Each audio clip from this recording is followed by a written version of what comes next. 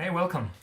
I'm prepping a session for today, and yeah, just checking where we left off. We are running the quests from the Infinite Staircase, and I picked one of the adventures to run into in my bigger campaign. So yeah, let's see. We've been running for the guys who don't know, a few. The quest from the Infinite Staircase can be plugged into any campaign because it's modular adventures in a bigger campaign setting. And I wanted to run a dungeon crawl for the first time. I haven't really done dungeon crawls in the past, so I was excited to use something. I got this for my birthday from a colleague, from a good friend and colleague. And I was excited to run it now to see if my players liked running dungeon crawls. And yeah, today I want to build the maps for for the next steps of the Infinite Staircase adventure. So basically, we're I think level 6, level 7 now. My players leveled up in the last session. And now they left the Maze of Mists. So they are in a dungeon. Good to see you back on here. Thanks so much, Connor. During summer, I already prepped the video, by the way, but I wasn't able to edit it today because I was traveling for work, and summer has been a little crazy, so I didn't get around to doing videos, but I'll be doing videos more regularly from now on during the winter as it's getting darker and colder outside, and I'm really looking forward to connecting with you guys again now. I was really AFK during that time. And hello, why doesn't LEGO release more D&D sets? I feel like it's a theme that offers potential for multiple sets, and that's a great point. Yeah, that's actually one of the reasons I started the channel, because I felt the same way, and I totally agree. I think though, and I don't think I did a video on this yet, but I'll probably do one. There are some sets that can be combined or can be used for D&D. So I don't know if you're familiar with the Vikings Village, for example. Let me get that in a sec.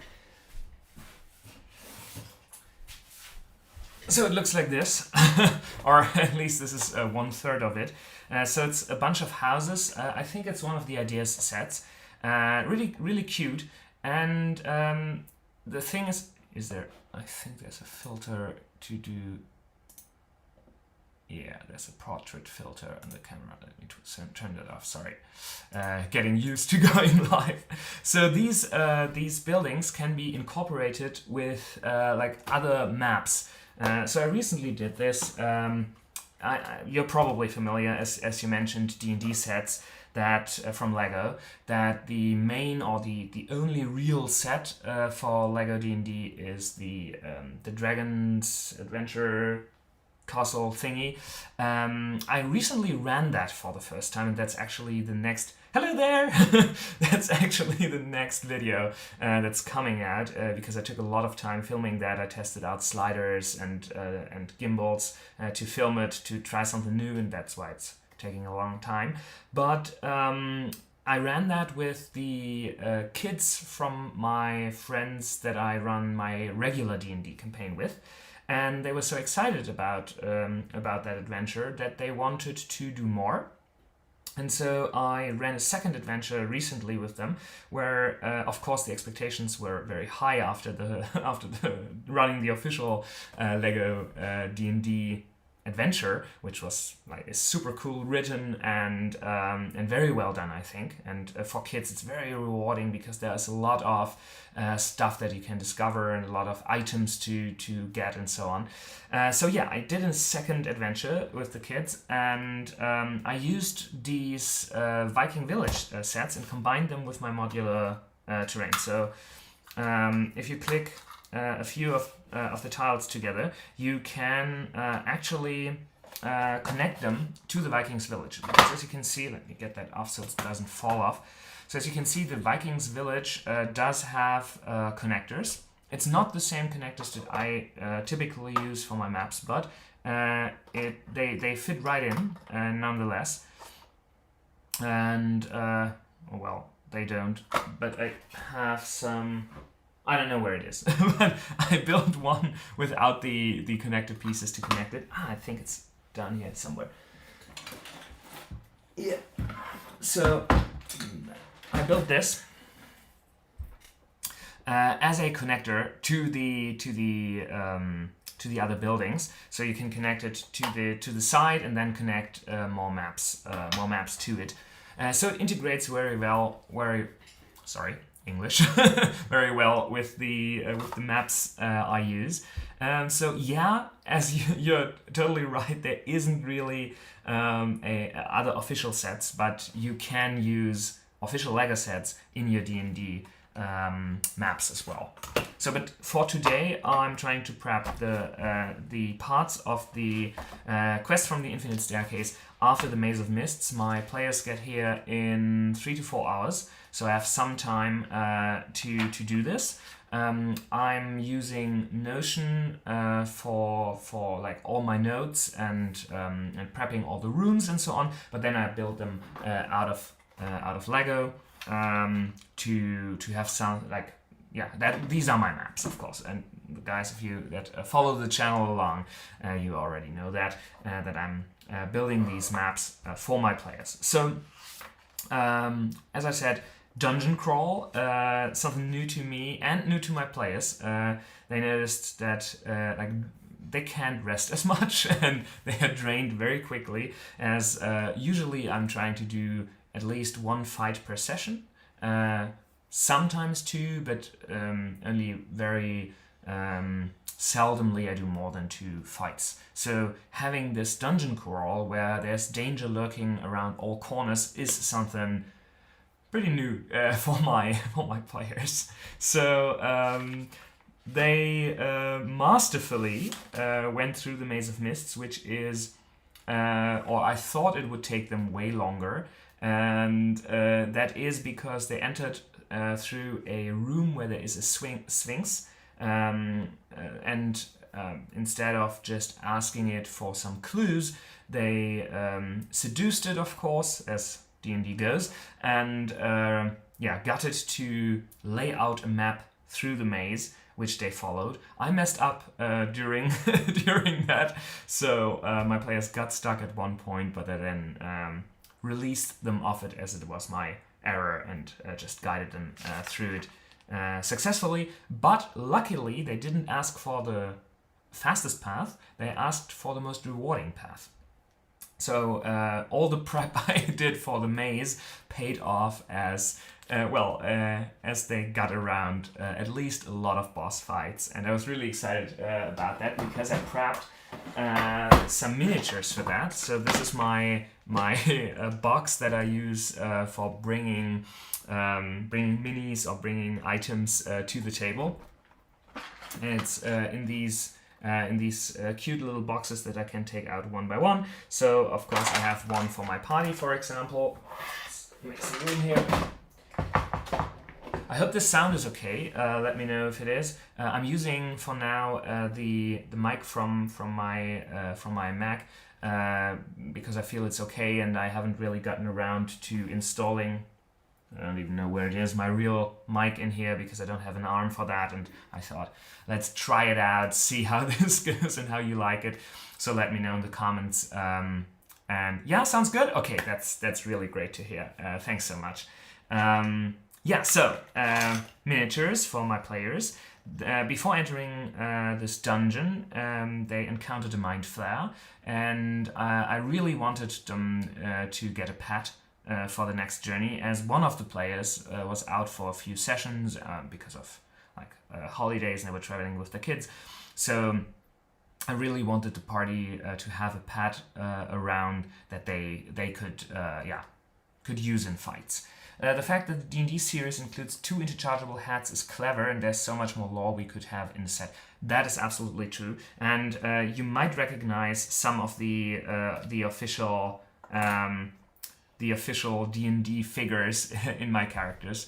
So my wife, for example, is playing a sorceress, and her character is using the face from the bard, and I think the body from the warlock, and the cape, I'm not quite certain if it's from that side or from another.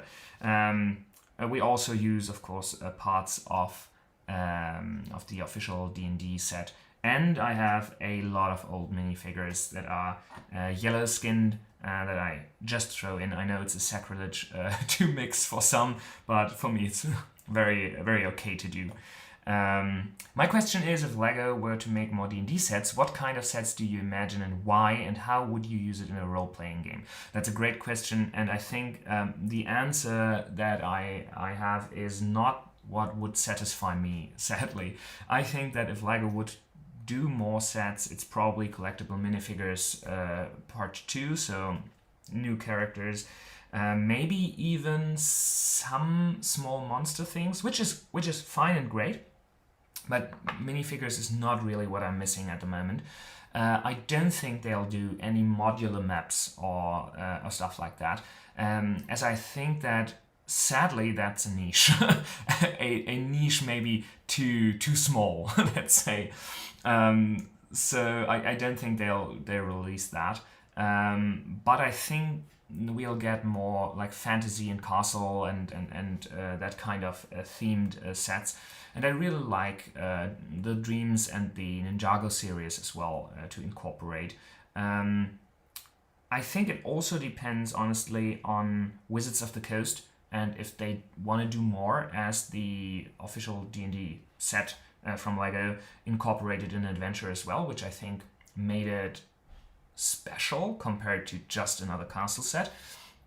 And I thought it was very well done, very well written, compared also to, honestly, other official adventures. I'm not too fond of official D&D adventures. I'm mostly running my homebrew campaign, but it was very well done. And so I think that it also depends on whether Wizards of the Coast is willing and able, mostly willing probably, to supply like a good adventure for a set as well. But yeah, I wouldn't wait for LEGO to do too much on that front, other than like very easy to do sets. Although I could be wrong, as they are doing more 18 plus stuff. So and I think that D&D, like I know it's, I started with not D&D but the German version of it when I was like 14 or something. So yeah, I know it's not 18 plus, but then again, you can build an 18 plus set if you're younger, and the age rating is more of a guidance, I think, than something that you need to look out for. So yeah, let's see what we get there. But yeah, those are my party minifigures. They are 4 players at the moment. No, they are. Sorry. And this one is an NPC they found along the way, bandit. So yeah, I have some prepped groups, for example. So this is, for example, a bandit group that I can just use for any session that I've prepared. They recently ran into some elves, so I plundered all elves that I could find. Sadly, all very light-skinned elves, mostly. I think I have exactly. My player is using the other elf ears I have, but so yeah, they are very stereotypical. Lord of the Rings elves that I used for that. But I think it's fine, and it's an imaginary world, so totally okay. And then, of course, I have some like monsters. For example, for the kids game, I needed wolves and hounds, and so I prepped these, as I don't have any of the animals.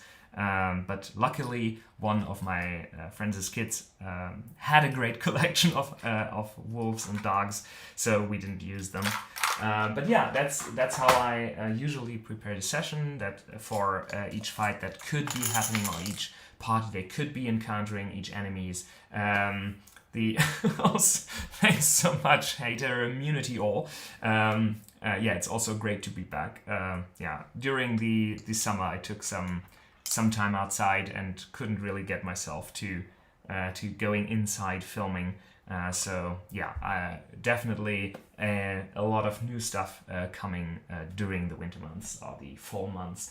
And so when I prepare a fight, and I would recommend that when you use LEGO maps, don't build like any encounter super special out, because players might take another turn, end up somewhere else. So I always try to have some like modularity to the fights, and one is of course having different enemies that could pop up in different spaces, and I can reuse maps or parts of maps. In my upcoming video on the Dragon's Adventure, I get that into more detail as I prepped the dungeons for that game. I don't want to spoil too much, and I won't in the video if you haven't run the adventure yet.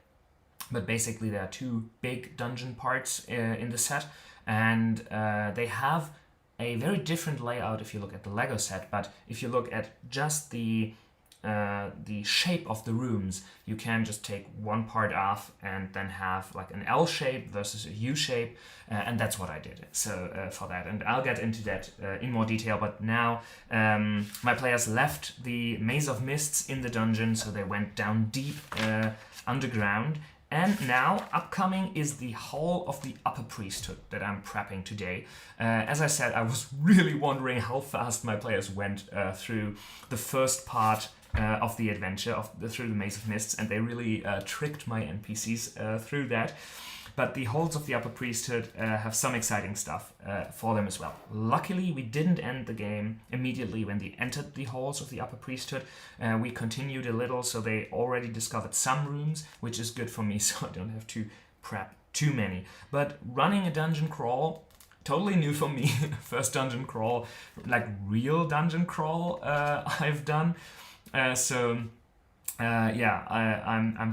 I'm new to this, and if you have any tips on prepping a dungeon crawl, let me know. I think the most important lesson my players already learned, because they need to really time themselves. So the way I did this to make it feel like a dungeon crawl, not just a collection of encounters, is, and the adventure suggests some version of this as well, is that when they stay too long in one place, monsters will show up and swarm them.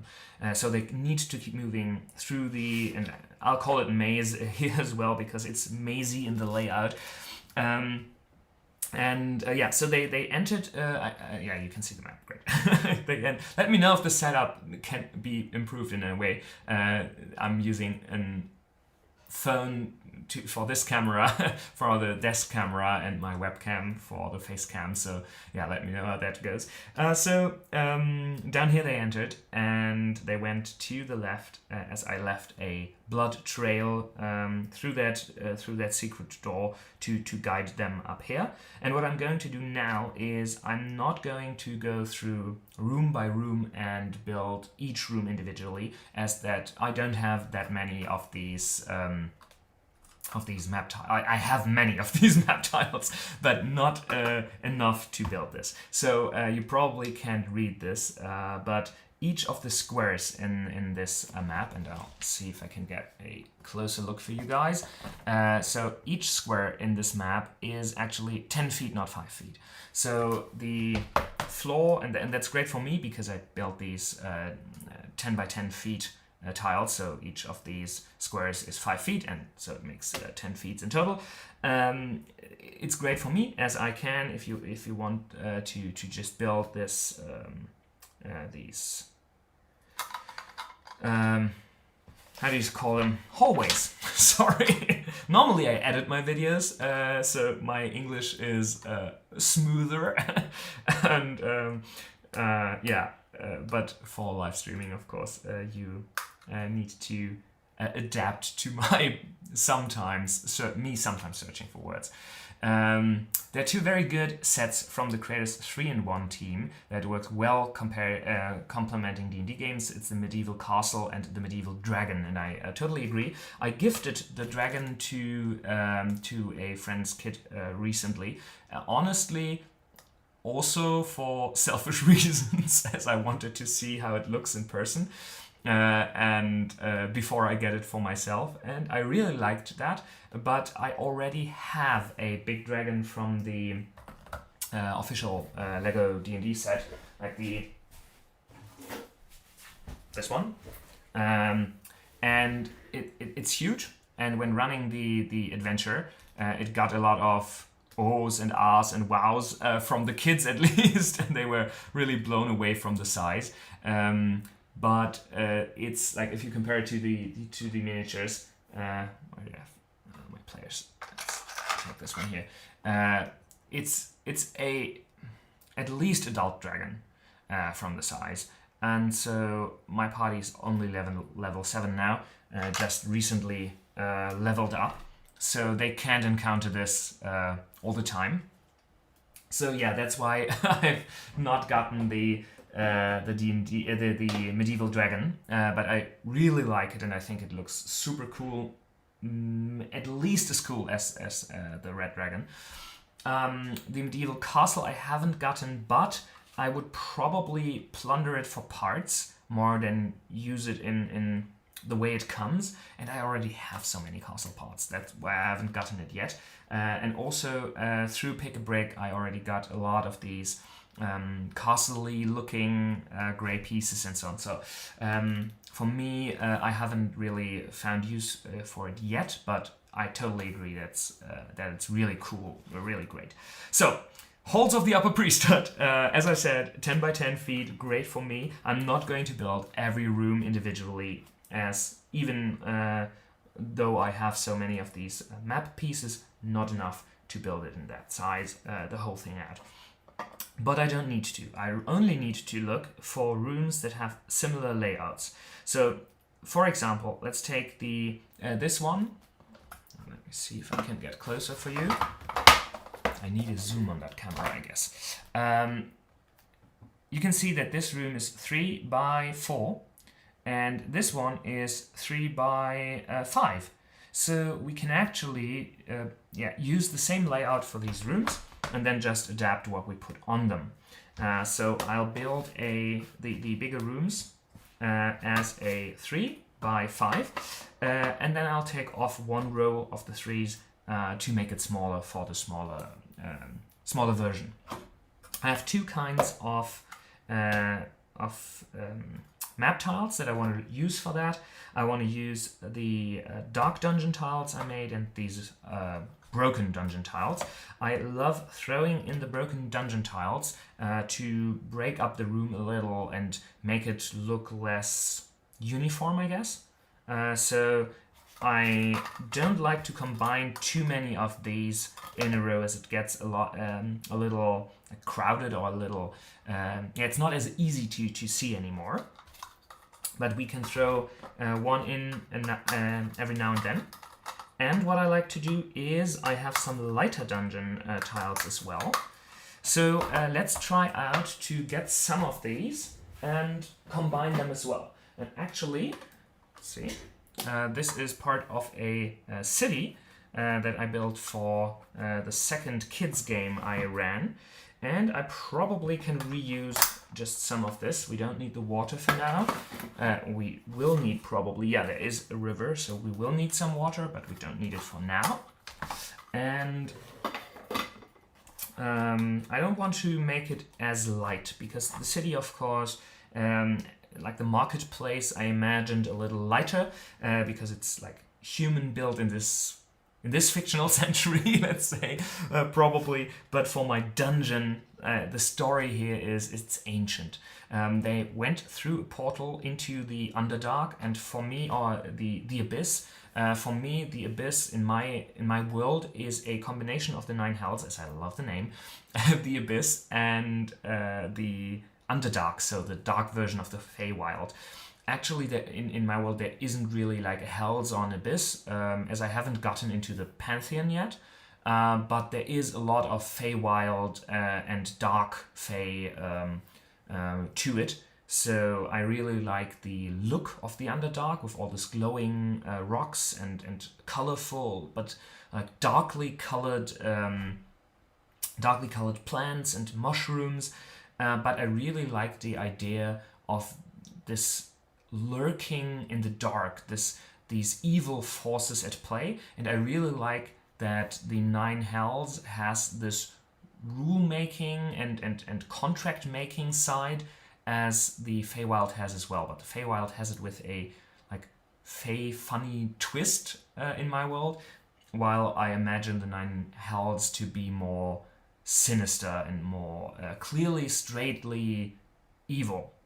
at least more so than the Feywild. Yeah, for the Underdark setting, definitely I'm going for a darker tone to my dungeon tiles. But I want to throw in some light. So imagine something broke down and fell down, maybe covering this, removed only recently, and now it's a little cleaner than the rest, for example. Just breaking this off, and I like to combine this with the broken things, as it looks more like it's a broken, partly broken and then clean. I think it blends well. That's what I wanted to say. Okay, let's see how many we need for this as well. So now we have 4x3. Yeah, I did do this right. And we'll add another one, and I think I'll go with one of these over here. I think that looks cool, right? Okay. Is that one? Yeah, that's right. Okay. So now we have the... Oh, and see, this is what I told you earlier. I switched some of these around to combine it with the Vikings houses. Because they have different connector parts. One of my video ideas I want to do sometime in the next weeks, months, is how to adapt this to the grid system, because I think it would be easier and funnier to do than just using the adapters I built until now. So switching these around so they work with the system again. And I'm missing, did I? Oh yeah, it's still sticking to the bottom of this. Let's see. I told you this in a video already, but I'm always trying to do the darker tiles on the connector side. So then when connecting, it's always the darker ones close to each other. Yeah, hey Immunity all, definitely going to do that video. Thanks for letting me know that you'd like to see that. And maybe you guys have suggestions for other sets. Like you mentioned, for example, earlier, Bodo, I think it was you mentioned the medieval castle. As I don't have that yet, how well would that integrate into a map? Let me know that, and maybe if you have ideas for other sets. I was eyeing, I think it's not sold anymore now, but I was eyeing that dream set with these tiny village huts. I thought that would look really cute for a Feywild setting. So yeah, I'm really happy with that. I think it looks good. Yeah, okay, perfect. Let's go with that. For now, let's move the keyboard over here. Okay, so now we have the layout for the bigger rooms. There is one here that has a lot of secret stuff. Let's see what is hidden in there. P-80-48, priest catacombs, giant blocks of black stone, 5 rites, great, so monsters. Sarcophagus, doors inside of the stone block. Ooh, which is hollow. That sounds cool. Okay, so we need to have a slab of rock in the middle, and then they can enter through the sides. So I would probably, just to make it easy and modular, I will build this on the same base plate and just put the room on top of it. So the way they describe it here is there is a 20 by 40 black stone block in one of the bigger rooms. I'll just prepare that so I can put it on modularly. How are you going to mark out things like auras and lingering area of effects? That is a great question. Honestly, my players don't have that many of that sort yet. I was wondering that as well for if they do. But luckily, I didn't need to get around to it yet. But I have something to show you. Let's see how I organize myself here for a second. Let's put the keyboard over here, these here. And so we have, yeah, it's this one. I know it's not an area of effect, of course, but it's something lingering at least. This is a spiritual weapon. So I used we have a cleric in the team, that's hence the spiritual weapon. I used these clear satellite dish parts as bases, and I used that for a lot. I will show you some more in a second, but yeah, I use them for anything that needs to be put on the map that's off the ground. I have these clear connectors to make something flying. I saw this in the official Dungeons & Dragons LEGO set with the Beholder, and I really liked it as a design element or as an element. And yeah, and then I saw online, I can't remember where, so sorry if I'm missing to give credit here, but these connector pieces, I don't know how they are called, but they are in a 45-degree angle, and so you can really build something that's that's not a straight. And I think for something like a spiritual weapon, this really looks cute, and so our cleric can throw that up. We are using the head from the Paladin, I think, from the D&D collectible minifigures series from LEGO.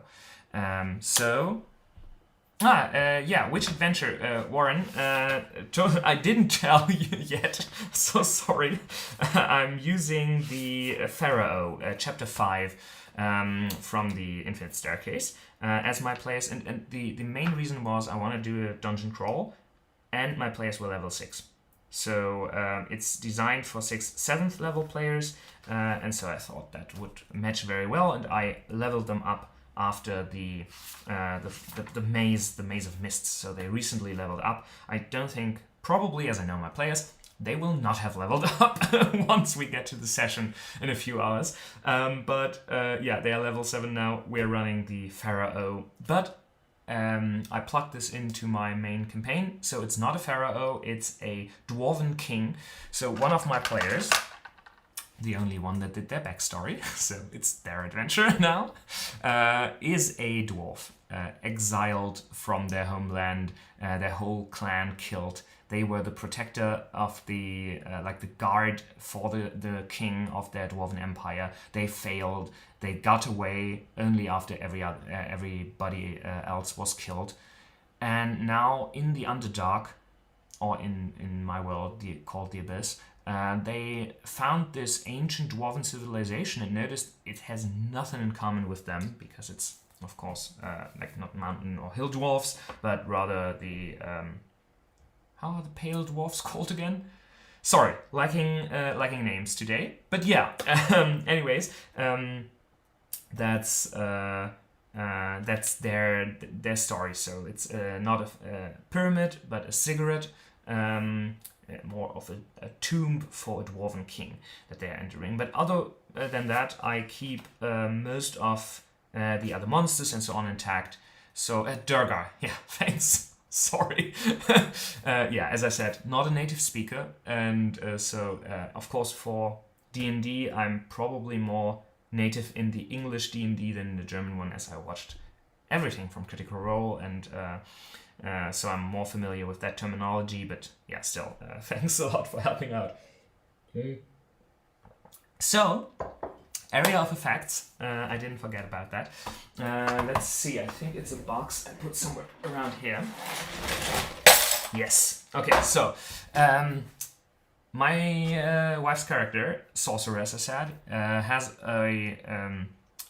issues with fire, let's say. So she's throwing a lot of fireballs, and my party is urging her as well. So I built a lot of, it's not super fancy at the moment, but I built these small fire elements. So this is the dish I just showed you in transparent, and I put these old school fire elements in there, and then I have some of the smaller ones with other fire elements. I basically took every fire element I could find. You can see that they are differently colored. Like this is one of the old, no, you can't, because the color correction of the camera is making them look very similar. But trust me, these are the old ones, and this is the new orange.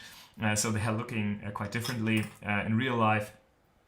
And I took every clear piece I could find where I could stick some fire on it. And then, as that wasn't enough, I also made some of like wood elements that could burn, because usually stuff only burns if it's burnable. So yeah, I have a lot of just different wood pieces that I could add fire to, and also like all these different clear pieces that I can find. These are the ink holders, for example, from a lot of sets, and I can just plug it on onto somewhere to like kind of get that area of effect vibe. But I know it's limited to fire at the moment.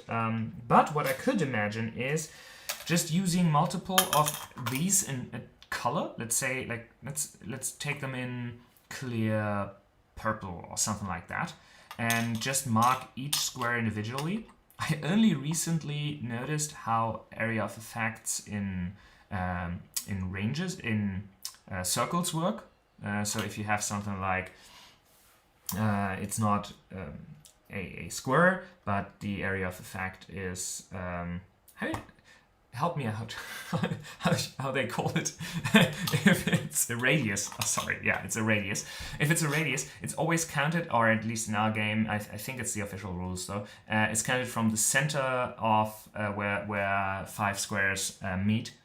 So you could just use these and put them on where the area of effect is. You could still put minifigures on that. That's what I like about it.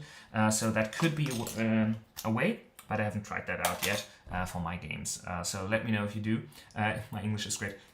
Thank you. But I'm still missing some words sometimes. Okay, so great. That's the area of effects. I don't know if I'll get to prepping today, but I need to, as my players will arrive at around 7 German time, so I still have some hours left, but yeah. Okay, we have the layout for the room. We need to add a a 4th row here for the one big room that we can then take off. I'll build it on here, as I think that this would look cool a little off center with a row here. Let's do this with dark tiles as well, and I think I'll go plain dark tiles for that probably as well. Maybe throw in one here. Let's see how that looks, and then decide on what to add. So of course, building the map is only the first step, as dressing the map, as I'd like to call it, is equally important, or even more important. Let's see how this looks. Looks kind of cool with that, right? Let me know if you think we should keep this here, or if we should just if we should use another dark one there. I don't know if I dig that too much. It makes it a little full, a little crowded there. But we have so many different rooms, so probably I'll not be able to do too much dressing this time for that map, so maybe stick with it. Let me know. We can always change this later, but now we have the biggest room done, I guess. Yeah, it's the biggest room. I'll build these small rooms here that are separated by a wall to add them to the others as well. And I'll make them a different color. I think I'll make them a little lighter to just have that differentiation between the rooms. And they are 2 by 3. Oh, okay, so this is one of my big tiles. So you can see it's a 4 by 4, or if you want to do it in feet, 20 by 20. And I already did a video on the pros and cons of that. But the con now, as you can see, is I really want just one row of that. But otherwise it would be too light. So I'll fetch some more of these light ones that are in a single row, and then we'll take just that. Let's see. Perfect. Okay. I always store them by color, so it's easier to find. Oh. This one are 2 single ones. We don't need that. Let's take a big one. Maybe we'll need the smaller ones for something else. Let's see. Yeah, I think that looks good. So later when we put these 2 away, why is it? No.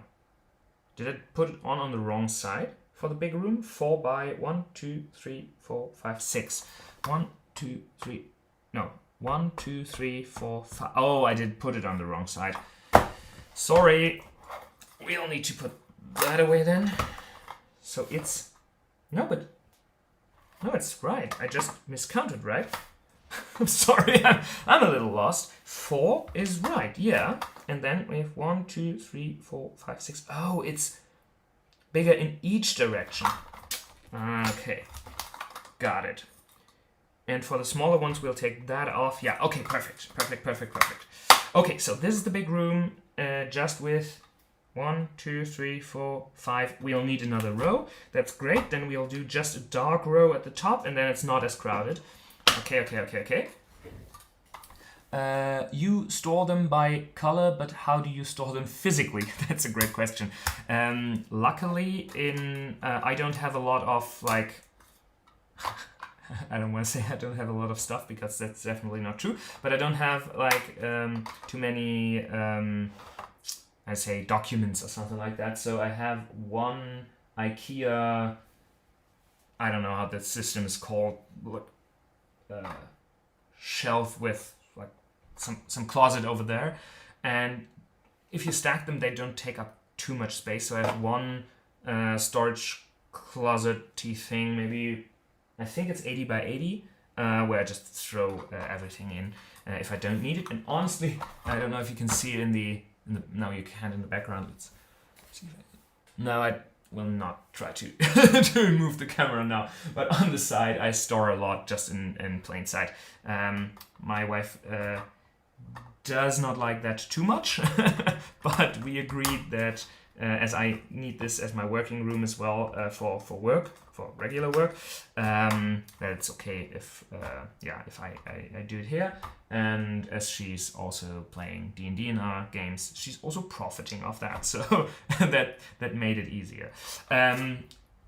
Okay, now we have the biggest room. Wow, it's kind of big, but to be honest, and that's one of the downsides some mentioned in the comments of my videos, and I see it as a plus, the maps get very big.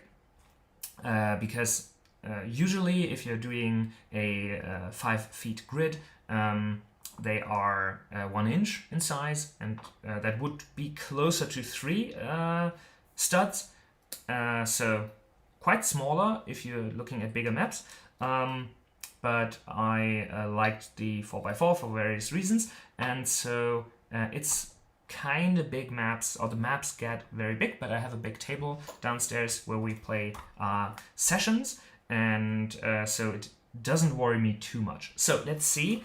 I want to build that black slab. No, I think I'll do the black slab a little later, and we'll do some dressing for now. So I want to, because the difficulty here is, as I build all the rooms in this one setup, I need to think of how to build the dressing, like all the props for each set piece, so they are modular enough and I can get them on quickly, because I don't like to pause the game for too long, and yeah, so I want to have this prepped. So let's start maybe with the this water. Oh, let's build this watery thing individually, because we need the water in the middle, and I think it would be cool to have that separately.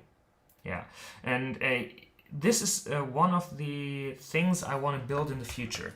Let's have a look. You can see that not a river, but yeah, something flows through here. It's probably 5 feet wide, as these squares are always 10 feet. And so what I want to build are tiles where there is something flowing through, but there is solid ground left and right. And I think that would be really cool, because at the moment I have these water pieces. I think they look fabulous. I really like the design. I started out with, I don't know if I have them here already. I started out with way simpler ones. Let me see. Yeah. I started out with way simpler ones, and I really think that these are an upgrade. But what I want to do is I want to build a 10 by 10. They are 8 by 8 studs, but they are 10 feet. So in D&D size, I want to build these tiles with something flowing through, with a little on the side. And I did something like that. I don't think I have shared this in a video yet. Let me know if you want to see that in a future video. Sorry that I need to get up so much, but I don't have.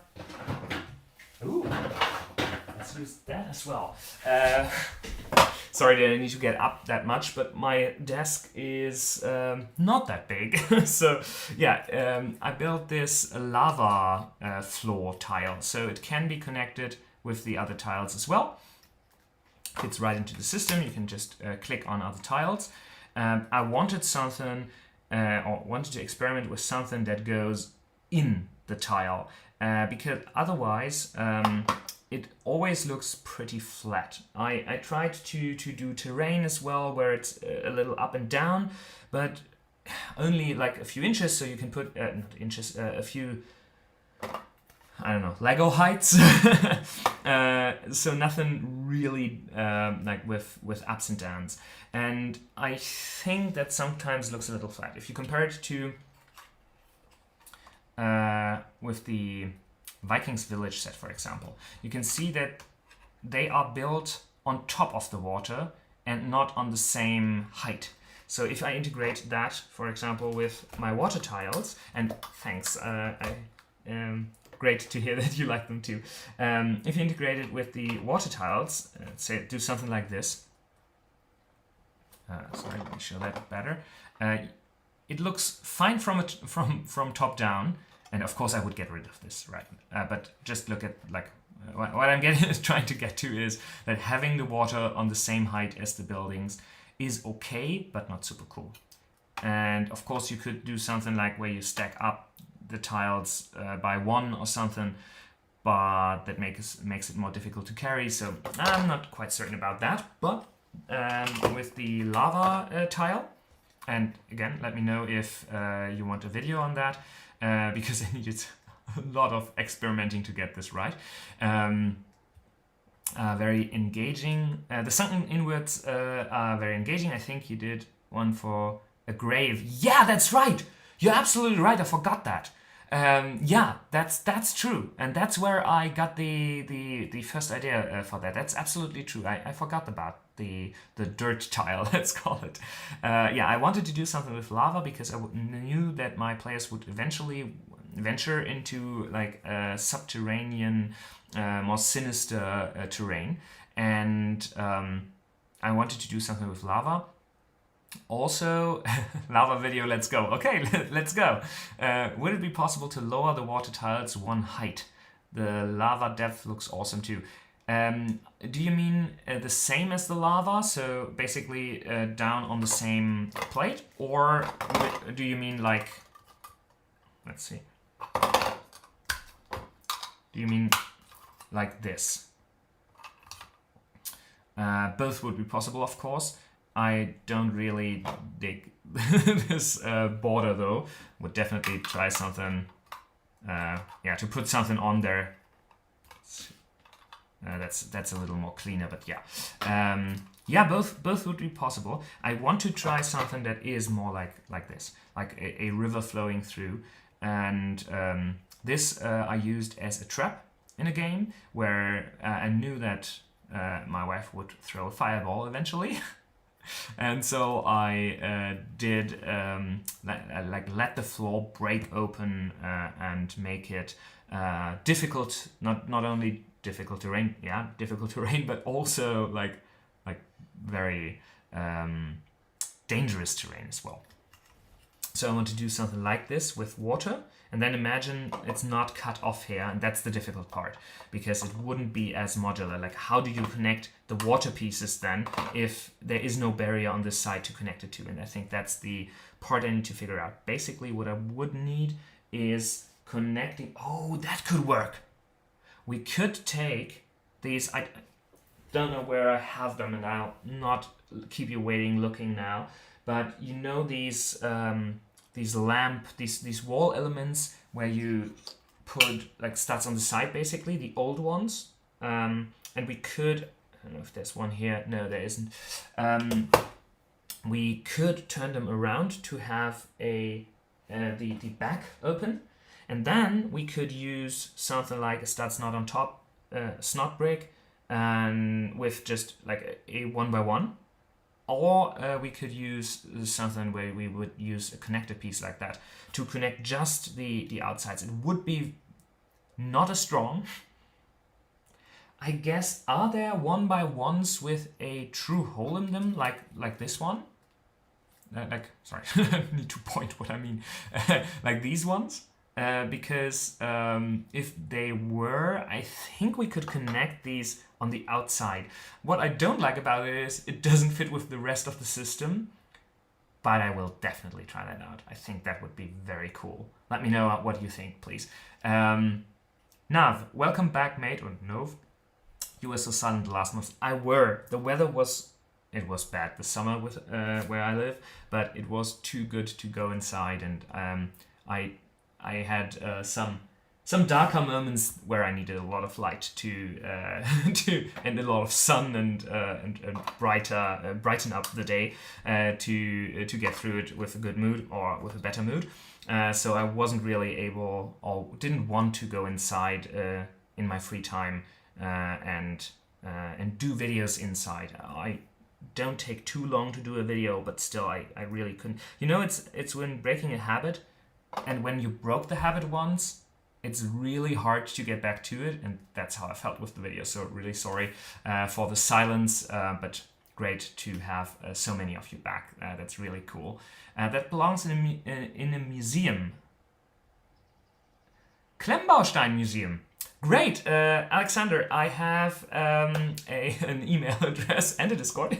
I'm not too often in the Discord, I'm really sorry, but if you guys want to hang out sometime besides live streams, and then check out the Discord, of course. Write me an email, please, Alexander, because I probably, at the end of this, I'll get right into playing with my players this evening, so I might have forgotten tomorrow. But yeah, feel free to reach out. It might take some time, as I was traveling a lot the last week, and I'm very tired. Is this part, you're wondering, is this the part? I think that the chat does not have links on my end, so I can't really look if that's if you mentioned the part I talk about. Sorry, but yeah, so that could work. Anyways, I want to build something like that. I don't have it for now, so my players will need to use their imagination for this river part. But I don't want to build this river part. I don't think we'll do fights in there. It's too narrow. Would be boring, I think. I want to build this one, and then I'll think about how to do this one. Maybe I'll just only do this this room. Sorry, it's very small. So as you can see, this is an octagon, I guess. And I don't know how to do octagons easily. I know how to do them if I have some time, but as I want to stick with you guys today and not search for parts the whole time, so I'll stick with the easier one. 1x1 brick with hole is what I was linking to. Yeah, great. That is exactly what I was talking about. And it's probably not that expensive to get on Pick a Brick, right? Because these easy bricks, let's call them, are mostly inexpensive. I'll have one or two in my collection, but not as many as I would need to connect. So I don't know. I might need some more Pick a Brick sessions in the future. Anyways, maybe that's my holidays gift to myself. My birthday is right around Christmas, so for me it's always a place where I could give myself stuff. Anyways, okay, so we'll build a river through it. It's 4 blocks long, so as I said, this is 10 by 10 each square, so it's very easy to adapt into my system. luckily, thanks Dungeons and Dragons designers from the Quest of the Infinite Staircase. So, okay, this is the river flowing through. I think I'll add some river pieces at the end as well, just to make it stick out a little, because I think that looks fun.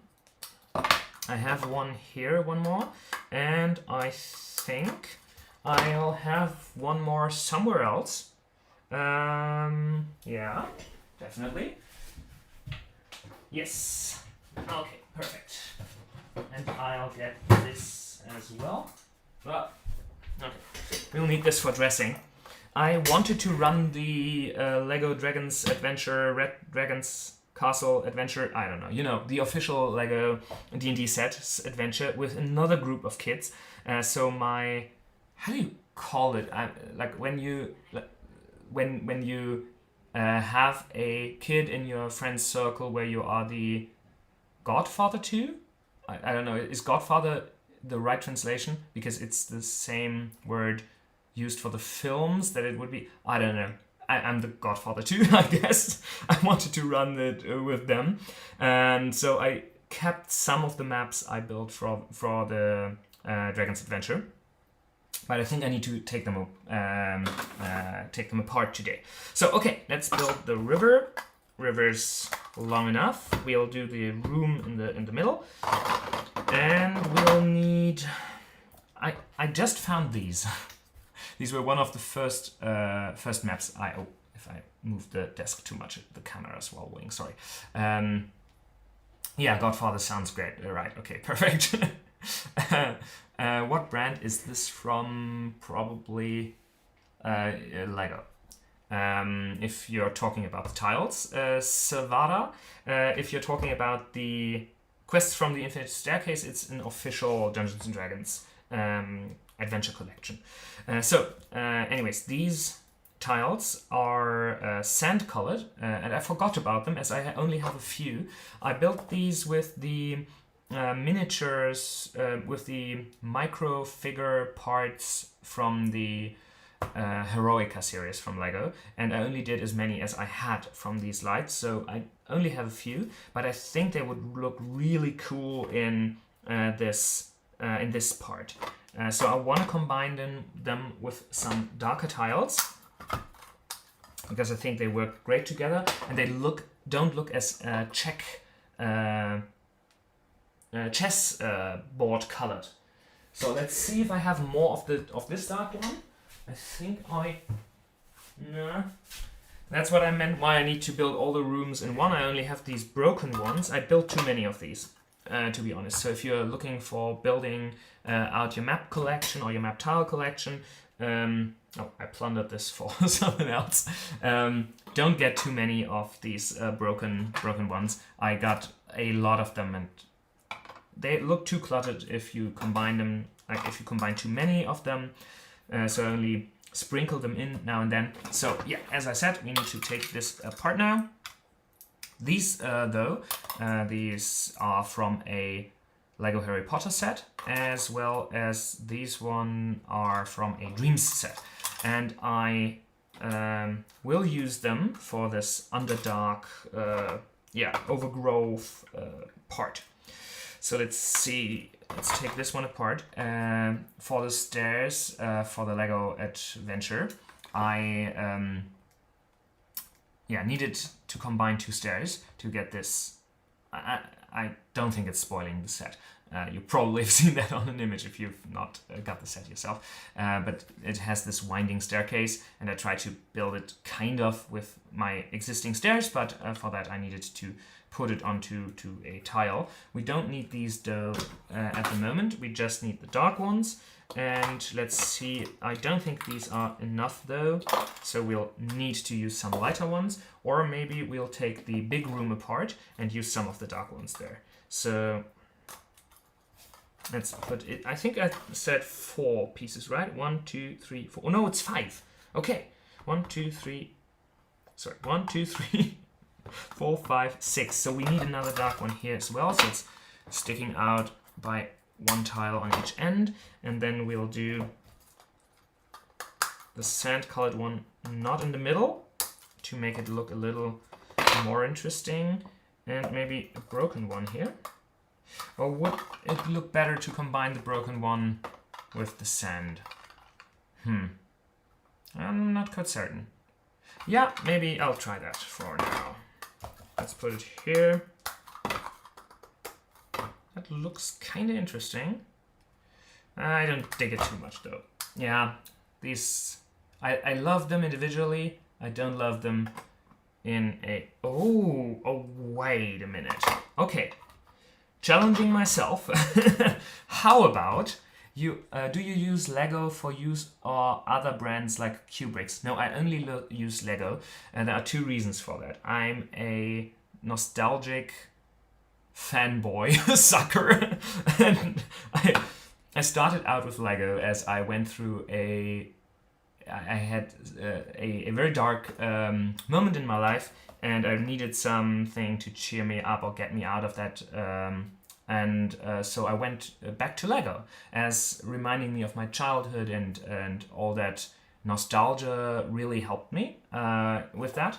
And so for me, I know there is probably not a real difference, but there is a mental difference that makes a difference to me. That's the one reason. The other reason is that it's legally a little difficult, at least in Germany where I live, to call something Lego if it isn't. And if I want to do videos and I would use Lego pieces that, no, they are called Klemmbausteine in Germany, if they are not Lego, I would use these other bricks and call them Lego, like in a title or on a thumbnail, which I would want to do because Lego is a more known brand. I could get into legal trouble, so why get into that trouble and I'll just use Lego. Also, the great thing about that is I'll keep my collection clean. I have a big Lego collection already, so I think that, like, for me, I'm not really saving a lot of money, I guess, if I'm switching, because I already have so many pieces. And I love the Lego minifigures anyways, so those are a must. So yeah.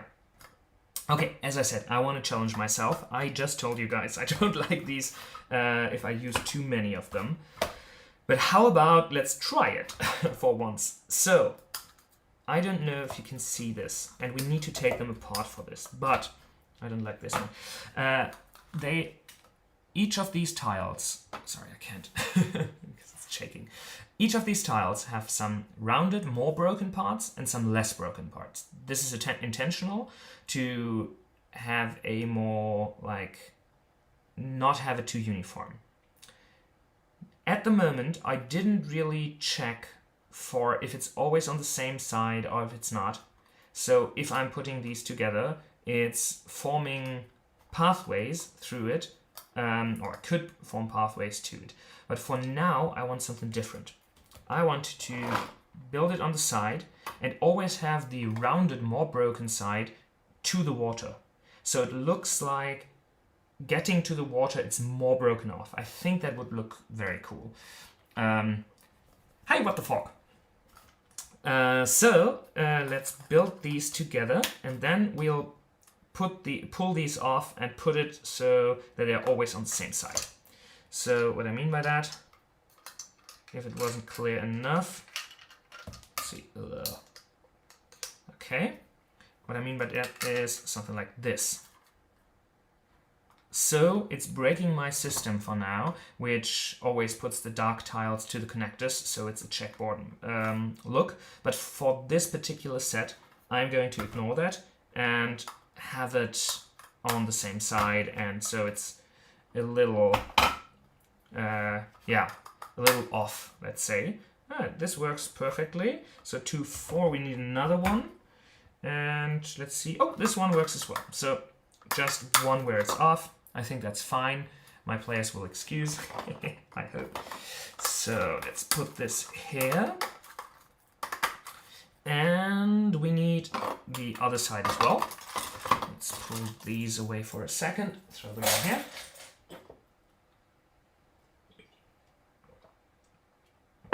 Okay, and now the other side. And then we actually have enough tiles, I guess. That's really cool. Okay, let's start with this one then maybe. And we all need to turn this one around, but that's fine. And then this one needs to be turned around as well. And maybe we'll need to add in... Oh no, I have more of these. As I said, I built too many of these. So two more. So one more is here. Let's see if I can take that apart. One is here.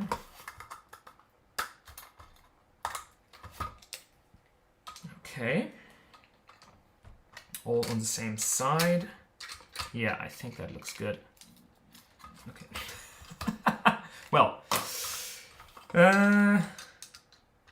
as you can see here, as I was talking about my collection, the difference between these connector pieces, some are older than others, so I used a lot from my existing collection.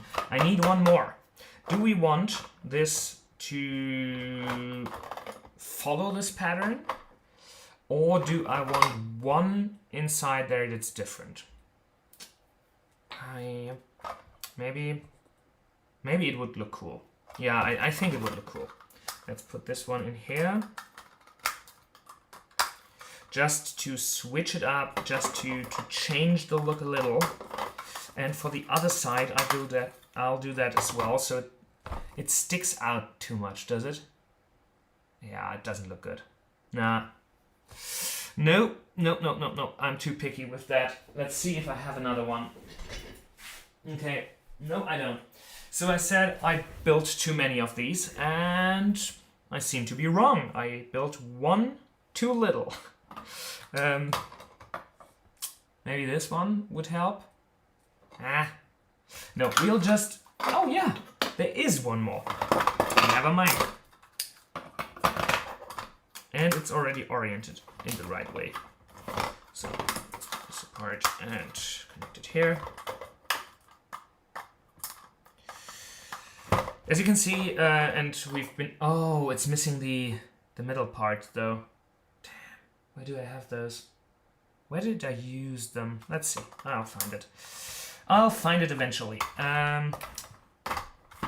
As you can see, these connectors are harder to assemble. We've discussed this in a video as well on connector types. But I'm really glad I stuck with them in the end. I did switch up all my tiles because I started out with another connector type. But I really like it as I can really easily carry these maps. And as you can see, even if I shake it, it's very sturdy, which is great for me because I need to carry these maps around. So let's see if they are in here somewhere. They are not, and I can't really remember where I would have used those.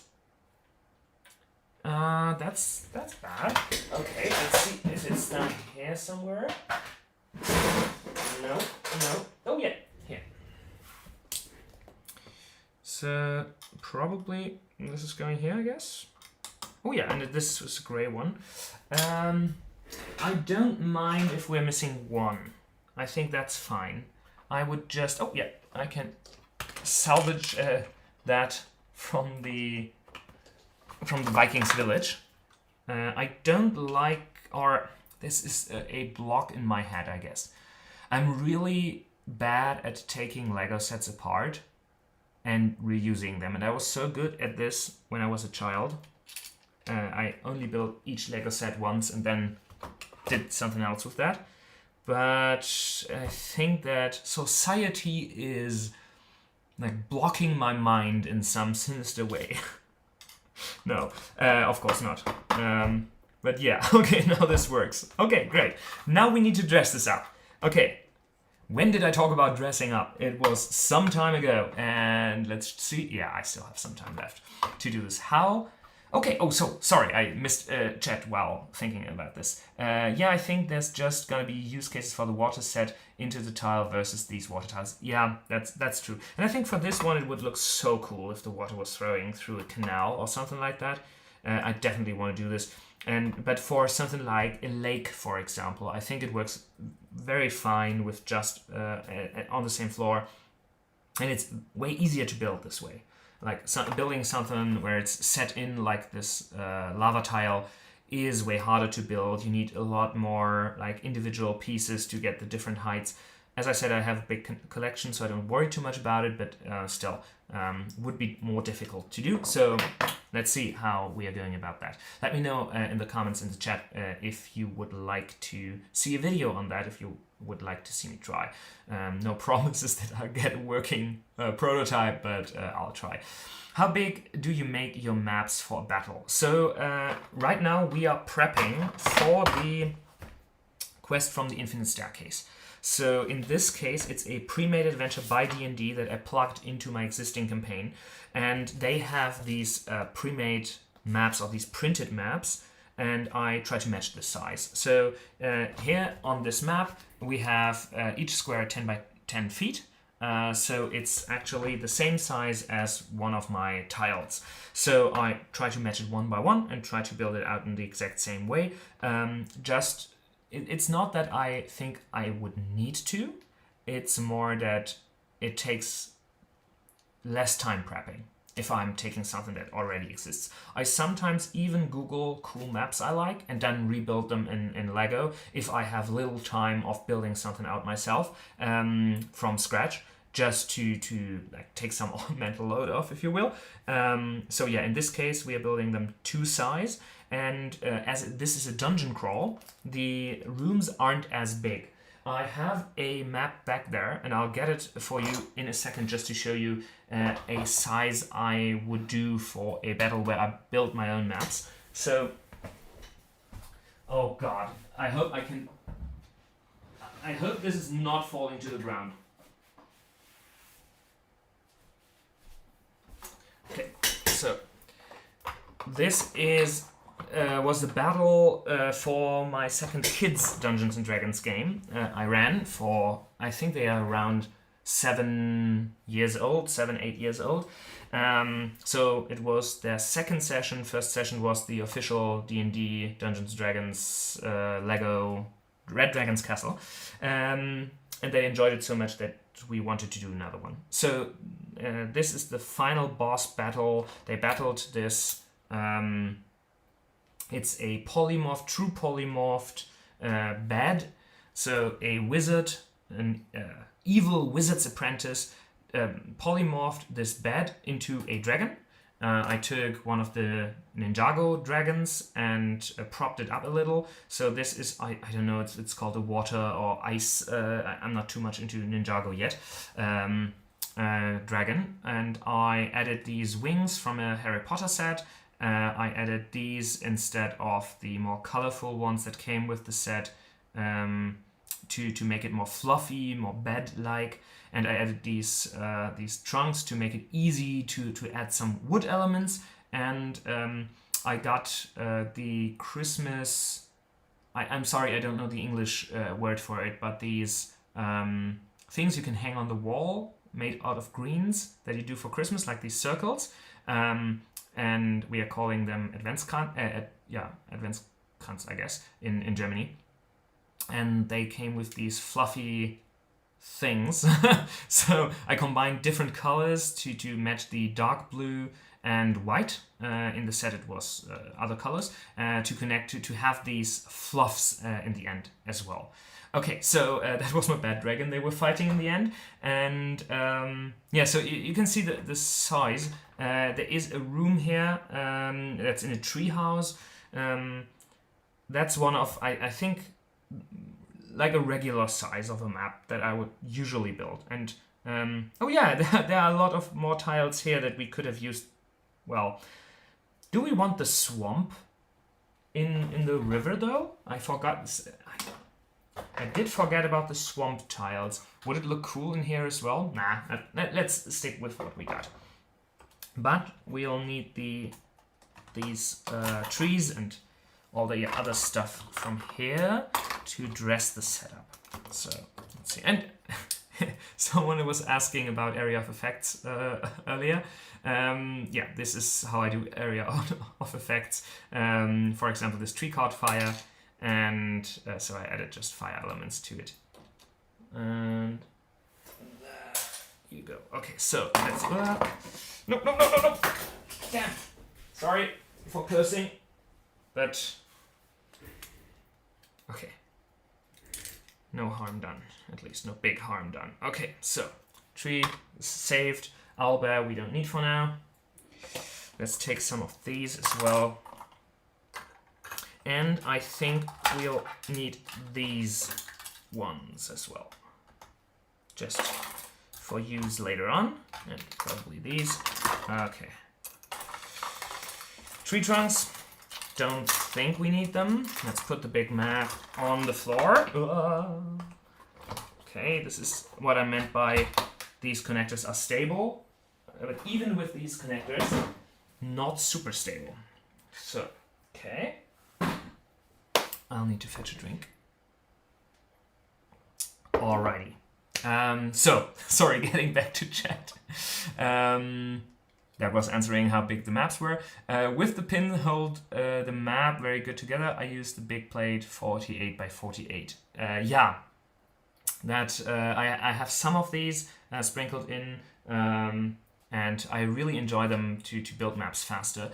Sure beats race car bed. Well, yeah, Wrath. Oh yeah, Wrath. It's called Wrath, right? Or Wreath? Wreath. It's called Wreath. Sorry. Depends what the room is supposed to be with the river.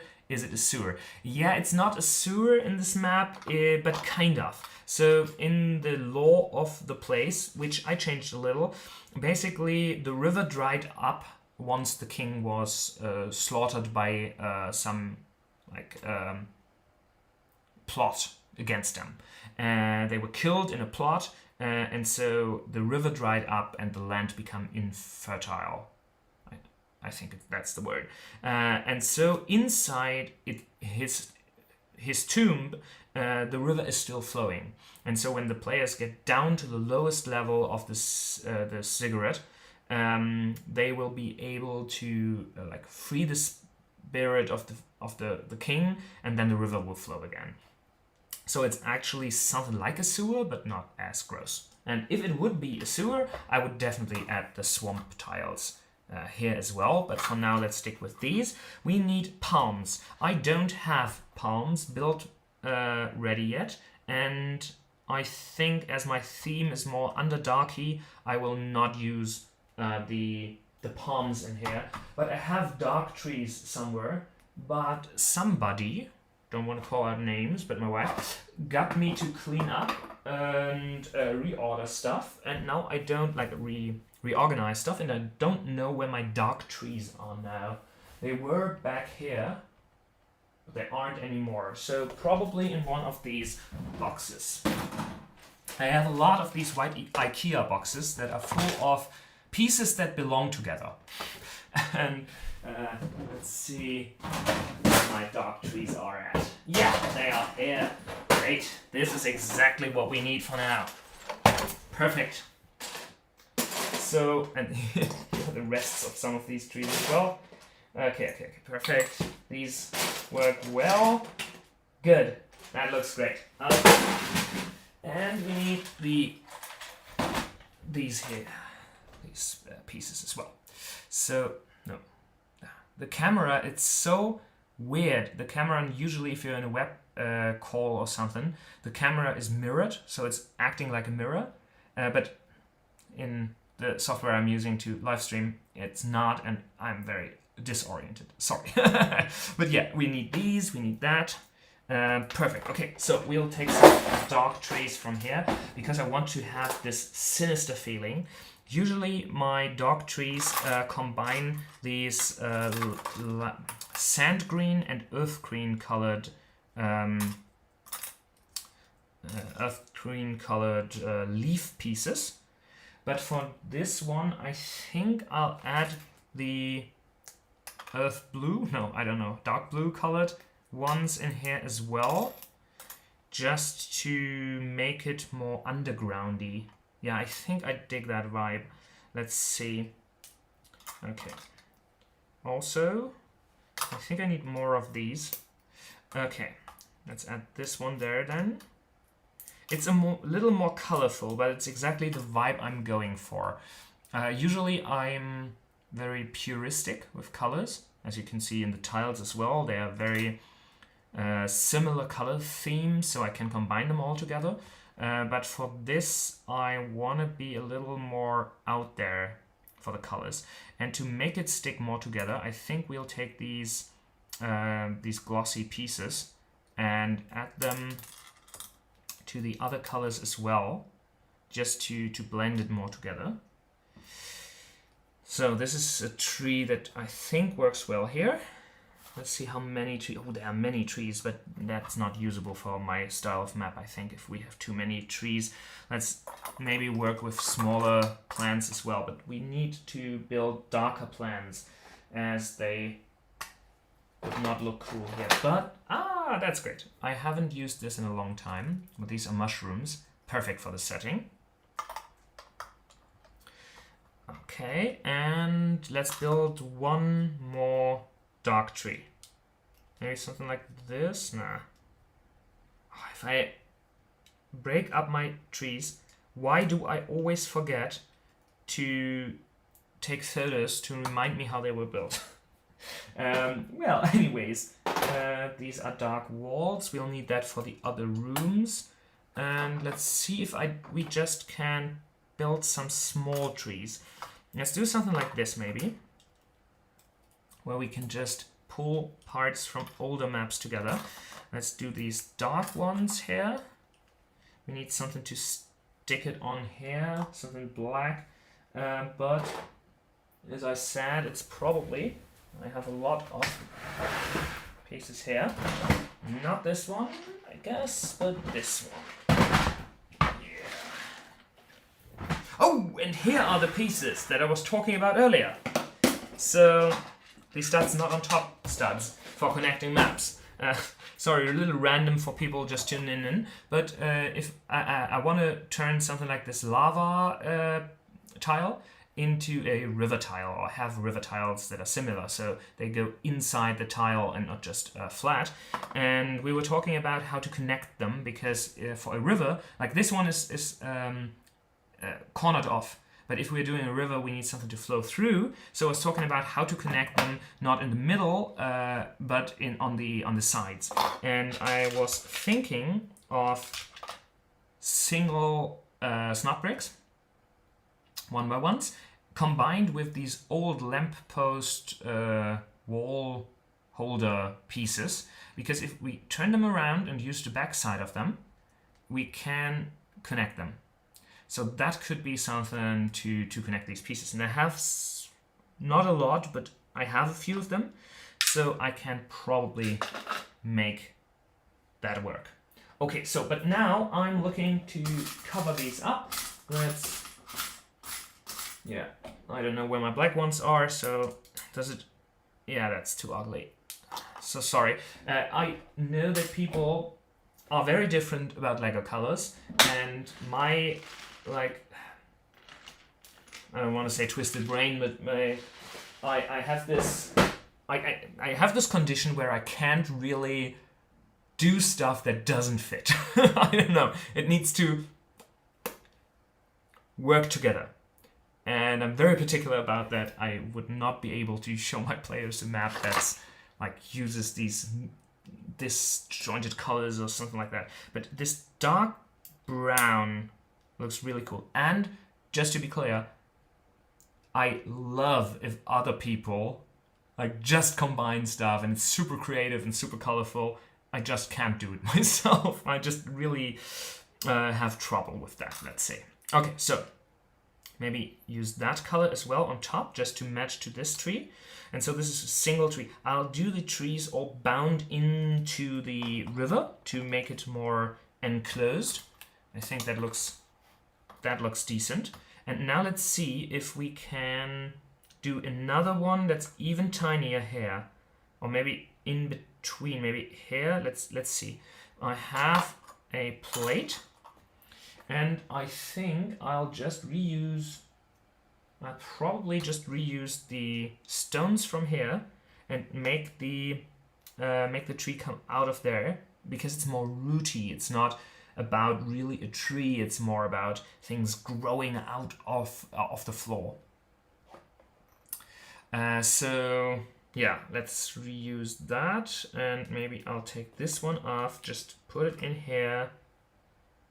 We'll need to switch the green for something else. Nah, I don't like that too much. It needs to go over there, so maybe stick it one up and then go over there. That looks good. Okay, so let's put it onto, can you see that all right? You can't.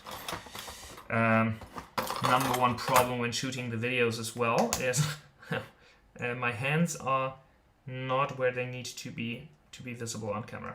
Okay, so let's put these onto the brown one. Put this one over, and we need a, I would like to see a black piece with a, yeah, probably in here, not with a slope, but just a regular black piece. Yes, let's take this one. Let's refill my water for a second. I tried to prep for this, but first live stream. I did some live streams with my wife when we started on her YouTube channel in 2015, 16, just to test it out. I think just a few. Live wasn't really for her, but that's the last time I really did something live. So these are snot breaks, not what I was expecting. Let's see if there are not snot breaks in here. I apologize if this is loud, if I'm rummaging through these. Oh, this looks nice. Maybe something like this slope to piece. That looks good, but I would rather just have a 2x1 yeah, that's fine. Perfect. To be able to put something beside that. I think that looks better. Yes, that's exactly what I'm aiming for. Oh yeah, and then we'll do this one here just to have it. And we'll use these ferns on here. As you see, when I'm prepping, I'm reusing a lot of stuff I already built for something else. And that's the only way I can get around on building these maps out, because I don't want to say sadly, but luckily I have a job, and so my free time is rather limited, and I don't want to spend too much time building everything up from scratch each time I wouldn't get to it. So I think that works. It's not my best piece. It's really not, but it works fine, I think.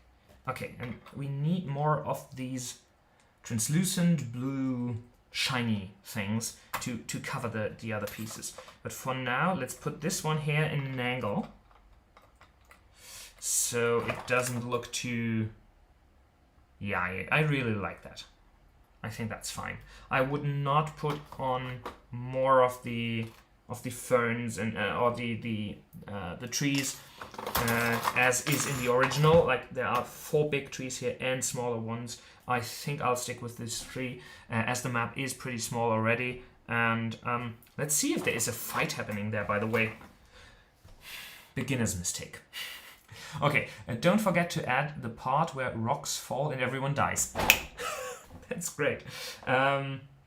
Yeah, let's build it. I think we'll build some traps in the future, but Ray, you're onto something. Okay, let's see. Beginner's mistake. I should have checked this before. Let's see if room 32 is actually bigger. Fruit bowl, secret doors, dexterity, sleight of hand, water of the thesis. Well, we just prepped a room we will probably not use, as there is no fight happening there. Maybe now there is. Maybe rocks fall and everyone dies. So I'll not put more work into this, as I think it's okay to use. What I'll do to just finish this off is I'll add one... let's see if I have another connector piece. Yeah. I'll add one of these walls here. I'm using walls only to show that there are walls. And, well, that doesn't make sense. Sorry. I drove about 6.5 hours of car yesterday until very late in the night. So a little, getting back on my game. I'll put this wall here to show that there are walls all around. I don't put walls all around to have greater visibility for the players. So I'll just add this one here, and it'll tell them it adds to the narrative of the space. So first map is done. From my perspective, it's fine. We are probably not using it, so I'm not putting more work into this. If I wanted to do a start, let's see if this room has a start for the water. Oh no, but the other room does. 33. Dome of Flight. The walls are octagonal, blah blah blah. Altars, float, reverse. Oh, okay. No fighting there. But that's an exciting room nonetheless. Maybe we'll just for the other room. Maybe we'll just use. I know it's a little cheap to use it here, but maybe because it's not cheap. It's just not colored properly. So ich habe dich mal auf Discord angeschrieben. Perfect. Okay, yeah, Alexander. Thanks. So let's use this one maybe as a starting point. And I could add some dark pieces to overflow here. If I would put more work into this, I think this would be it. I would maybe switch out the base plate or add water flowing over here to have a start to... Yeah, I think that would look very cool. But for now, I'll not put more work into this. Looking at the time, I need to prep the actual fights. So... Sorry if that was loud. Let's put this aside for a second and don't repeat our mistake. I'll figure out which rooms will actually have some enemies, some fights happening in them first. So let's see. Okay, Halls of the Upper Priesthood. They went down here. We already had, I think, 47. We already did 47. Rest of them, human knight named Yuma is fighting. I don't think they have met Yuma yet. I think we probably left off there. So maybe we'll do Yuma. She's fighting 7 ghasts. Okay, so we need 7 ghostly figures. I know ghasts don't look ghostly, but I'll do them in ghostly form. If possible, you might be able to shuffle some of the fights around from the other rooms. That is absolutely true. And I'll probably do that after building that map. And also, the other rooms are very similar. So I don't want to do multiple fights in rooms that look too similar, as that would be boring. But I'll prepare, let's see, I'll need some ghasts in here. Let's see where other fights will be happening. I think they already went into 45 or 51. Let's see what that is. North Priesthood cells, long corridor, cells containing only dirt and broken bones. Okay, we don't need that. And the 51. The 51 is... Where is it? Oh, there. South Priesthood cells. There's identical to 45. And they are the adventuring friends from Yuma. We don't need that room then. Okay, so we don't need to prep these 2 rooms. 41 and 43. Let's have a look at them. 41, West Pantry. Pantry's barren. Okay, so we don't need anything in there. East Pantry. Ceiling passageway. Okay, so also no fight. Okay, so in this room it's just a way to get up. Okay, good to know. 40 and 42. Let's just quickly check. East Kitchen and West Kitchen. So also no fights happening there. Interesting. They might get through this quicker than I thought. Yeah, I wanted to start with building maps just because you guys are here. But I should have read the thing again. I read this like 2 months ago when I was first prepping the first session. This is the 3rd session of this adventure. But yeah, I totally forgot where the fights will be happening. So let's see if any of the 53s have any fights. And then these are the round rooms. And no. Oh, these are just the rooms looking down on the other rooms. We don't need them. Okay, so let's see. 48 is the big room with the block in the middle. 5 whites look in there. What are whites? Let's see. I need to research that quickly because these are ghasts. So let's see if I can have another browser window. It's here. I'll not show this because of copyright stuff and so on. I'm not quite certain how that would fly, but I'll tell you in a second, or you can Google yourself what a white is. Oh, well, maybe add D&D to that search. Yeah, it's called white though. D&D 5e. Let's see, white image. Oh, it's some kind of skeletal warrior. It's looking honestly like... Have you seen Stargate Atlantis? I've only seen this as a child, but in Stargate Atlantis there was the species of like white-haired enemies. Probably they were the bad guys, at least as I imagine them, with these like strange faces. And whites look exactly like that. So let's see. I think I will build whites with the body of a warrior. And then, yeah, let's go to minifigure building for a second, just to make sure that we have the enemies ready. I can make do with the maps on the fly, but I can't really make do with minifigures on the fly. So let's build these out. So we'll take the faces of these, or maybe I have... How many whites do we need? 5. Yeah, that's the problem with these dungeon crawls. You need so many of the same. Yeah, so let's... I have these ghost bodies for either the whites or the... How were they called? The ghasts. Probably... Oh yeah, the whites are undead. Are the ghasts as well? Okay, let's see. Because I want to keep the type, you know? 600 goblins. Yeah, you just... you were probably kidding, but Ray, I actually got a lot of goblins. I don't know where I put them here on this table, but I'm using the Heroica microfigures for that, and I don't have 600 of them, but I have 50 or something.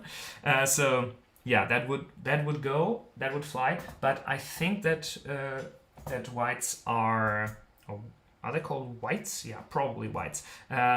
Whites are probably bigger. Let's see if we can find the stat block for them. So there are probably stat blocks in here. I'm not quite certain if it's using the monster manual, but I have a D&D Beyond account where I mostly do my battle planning on. I did cancel the account recently out of frustration with Wizards of the Coast. But I got back to it because it was even more frustrating not having it. So let's see, whites. Okay, it seems like you probably without the S at the end. No. Did I spell that wrong? Oh, I did spell that wrong. It's not written like whites. White. Okay, let's see.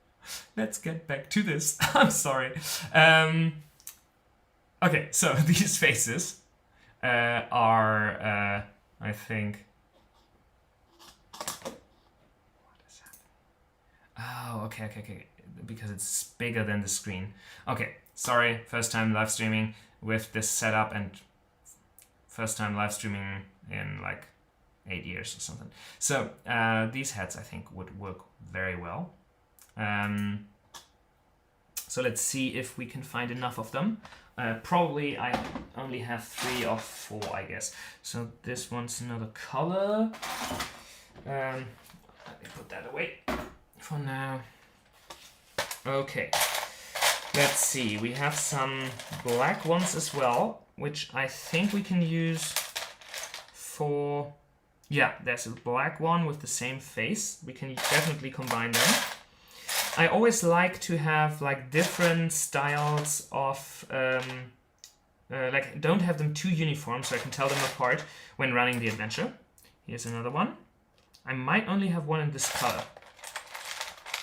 See, there's another one. And we have these, which work well to cover because it probably won't add hair to them.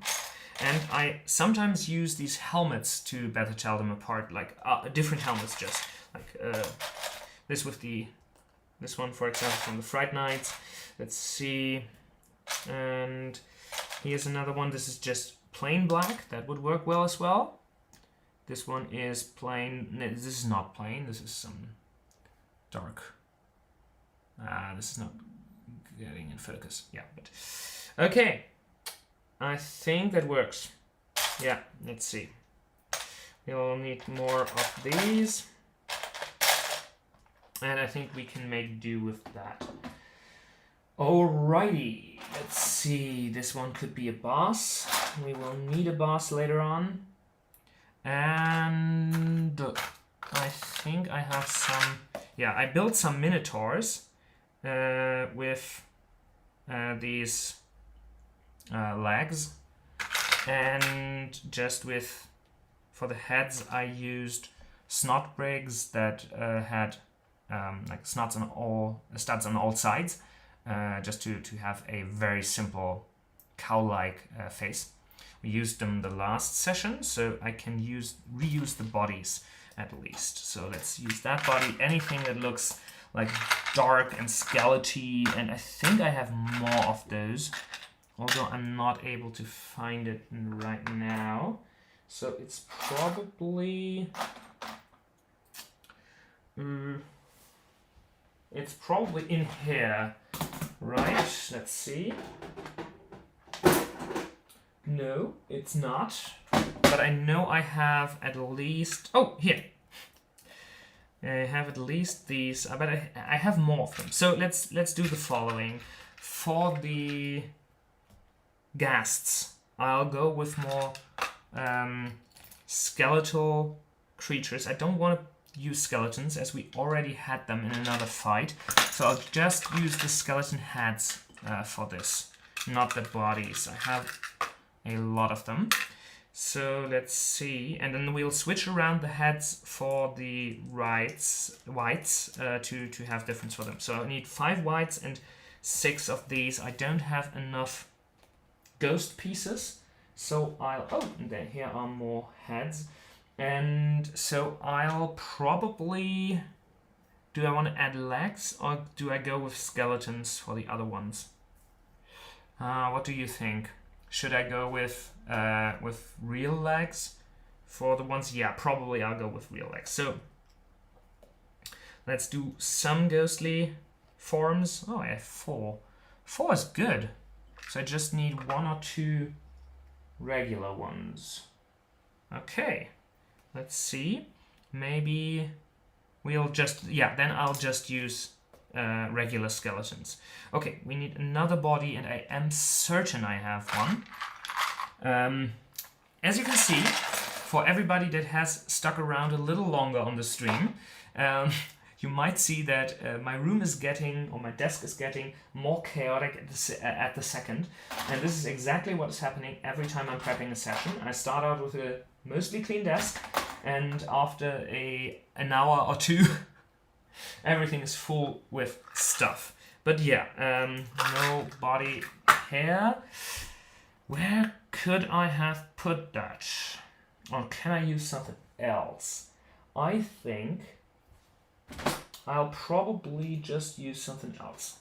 Because I have so many boxes where minifigures are flying around, so I will not be able to find this ASAP.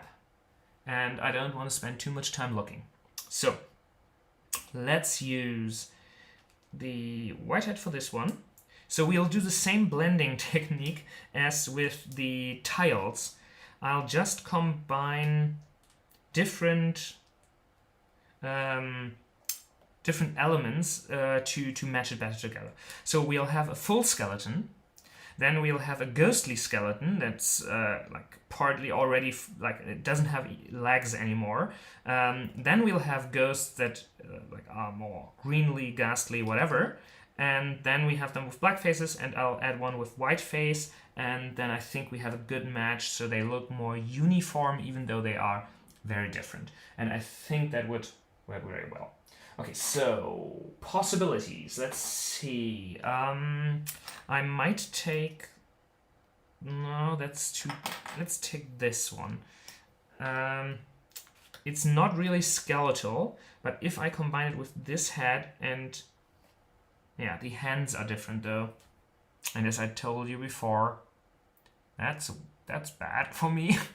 It was awesome catching this live, but I gotta head off to bed. I'm keen to watch this VOD later.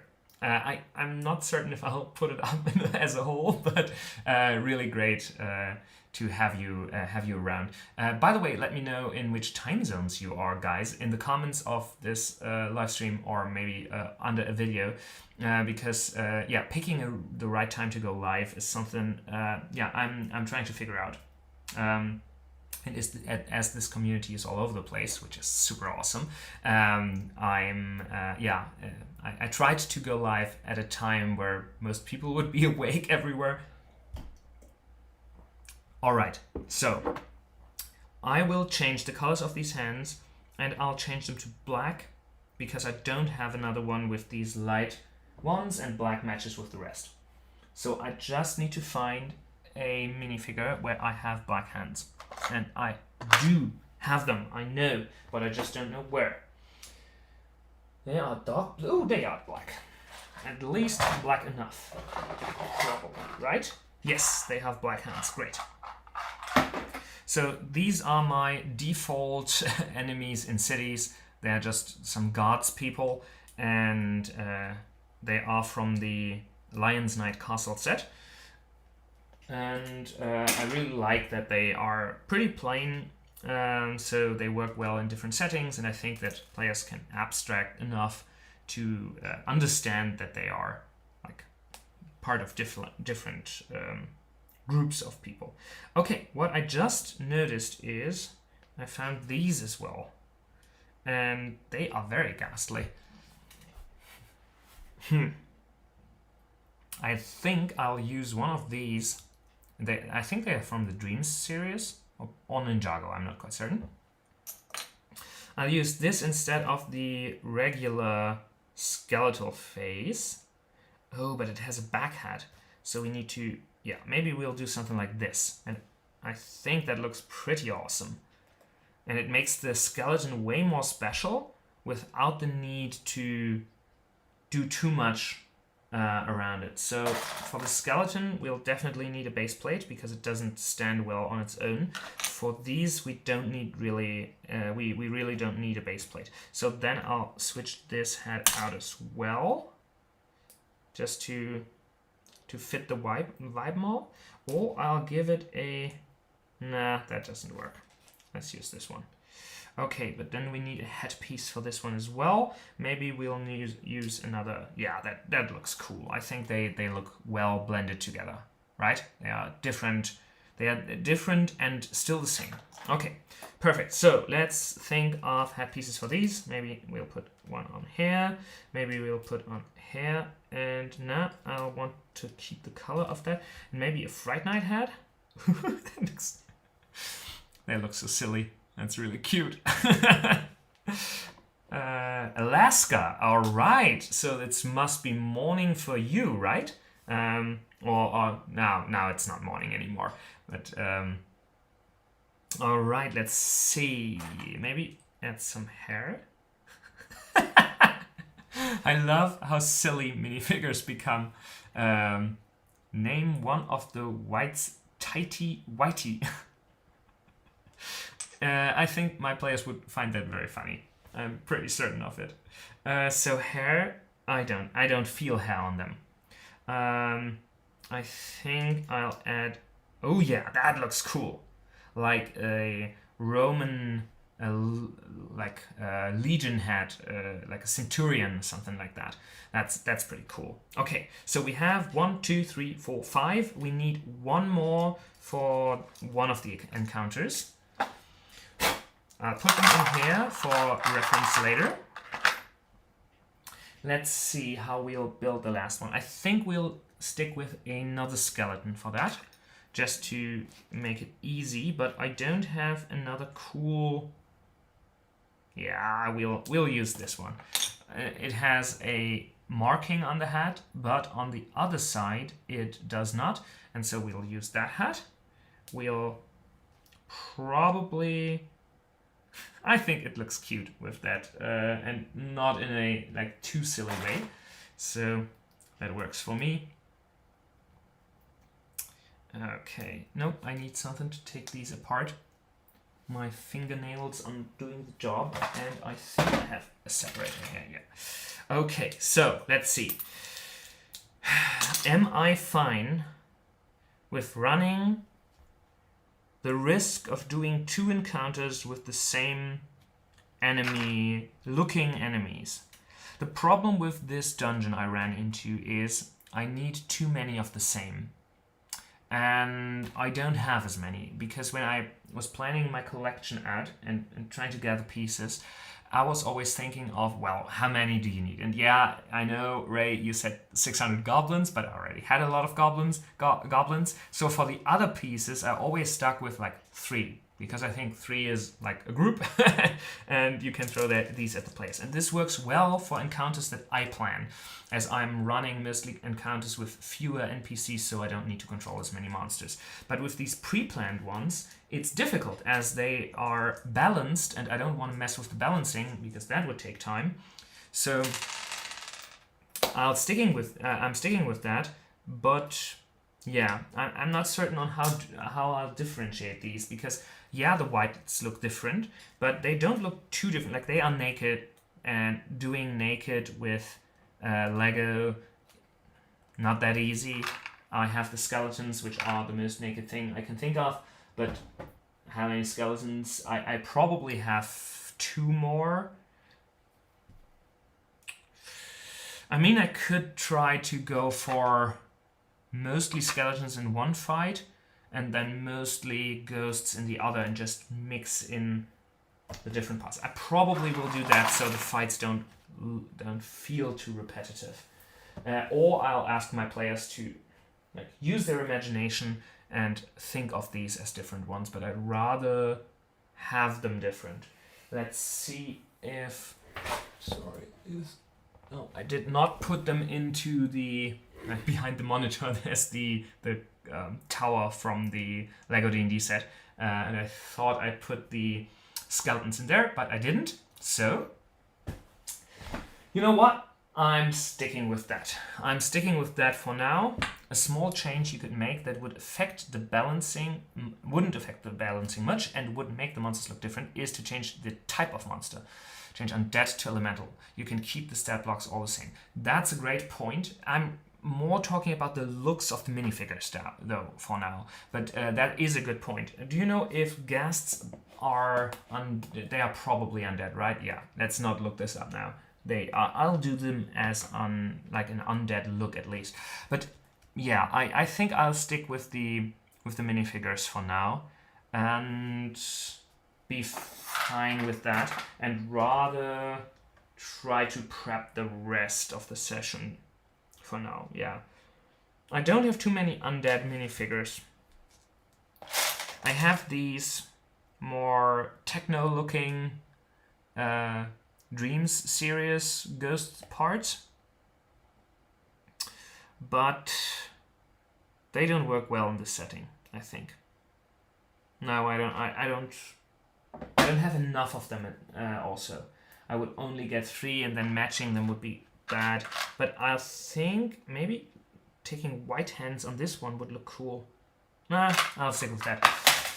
Let's put these, like, I have 6, perfect, done. Let's remove this for now. So for prepping, I will now add these to the collection. So my players, one of my players is missing, the dwarf is missing. Let's see. Okay, well, yep. And now my players, we don't need this for now. These are the main enemies, and I think I want to prep the first boss fight as well, just to make sure. let's go through this for a second. So we are starting with 29, and I'll just check if there are any more encounters in this. What's the thesis? No. Okay, perfect. Treasure, wraiths. Wraith is another thing as well. But wraiths are also so similar. Damn. Well, we need to make do with it. Yeah, I'm fine with that for now. Okay, wraiths we have. I'll use the ghost for the wraiths as they are pretty similar. And to mummies. Nice. Okay, I'll use the skeletons for the mummies, but I'll use white. I don't know if I have a second one of the whites, because I think they would be cool for mummies. Yeah, they would be cool for mummies, right? Okay, let's maybe do one for the mummies. Let's do one with white.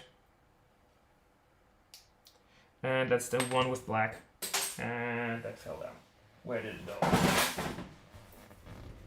I have no idea where that went, and I'm not looking now, but we'll do this later. Okay, perfect. Yeah, I'm fine with that. Good, let's see. Continue. Okay, wraiths again. A lot of wraiths. We need Yuma, the human. No, is it? Let's not make her human though. Let's make her. It doesn't really matter. I feel that she would be something a size smaller. I don't know. Yuma, the name, and she's looking very fiercely. I want to do her as a dwarf, I think. Because it fits the whole setting of the dwarven tomb. Maybe she's a grave robber of some sorts. So I'll probably use this dwarven figure from the minifigure collectible series as a starting point. But she's a main villain, so I need to adapt her. Maybe I'll not use her to not confuse the party. Or do I want to bring the villain in here as well? No, I don't want to. No, I definitely don't. Oh, I love her hair though. Let's take her hair and let's switch that up. So I'll keep the head. I'll turn it around for the second face expression. I'll use that hair as I really dig that look. That's super cool. And I'll probably use the body of this one. This one is from the Vikings set. From the Vikings city? No, village. From the Vikings village. We'll use the body to have it different. I don't want the yellow arms, as I love the colors here. And we will use the arms from this one. Yeah, that looks super badass. Okay, I love it. Love it. Okay, dwarven legs.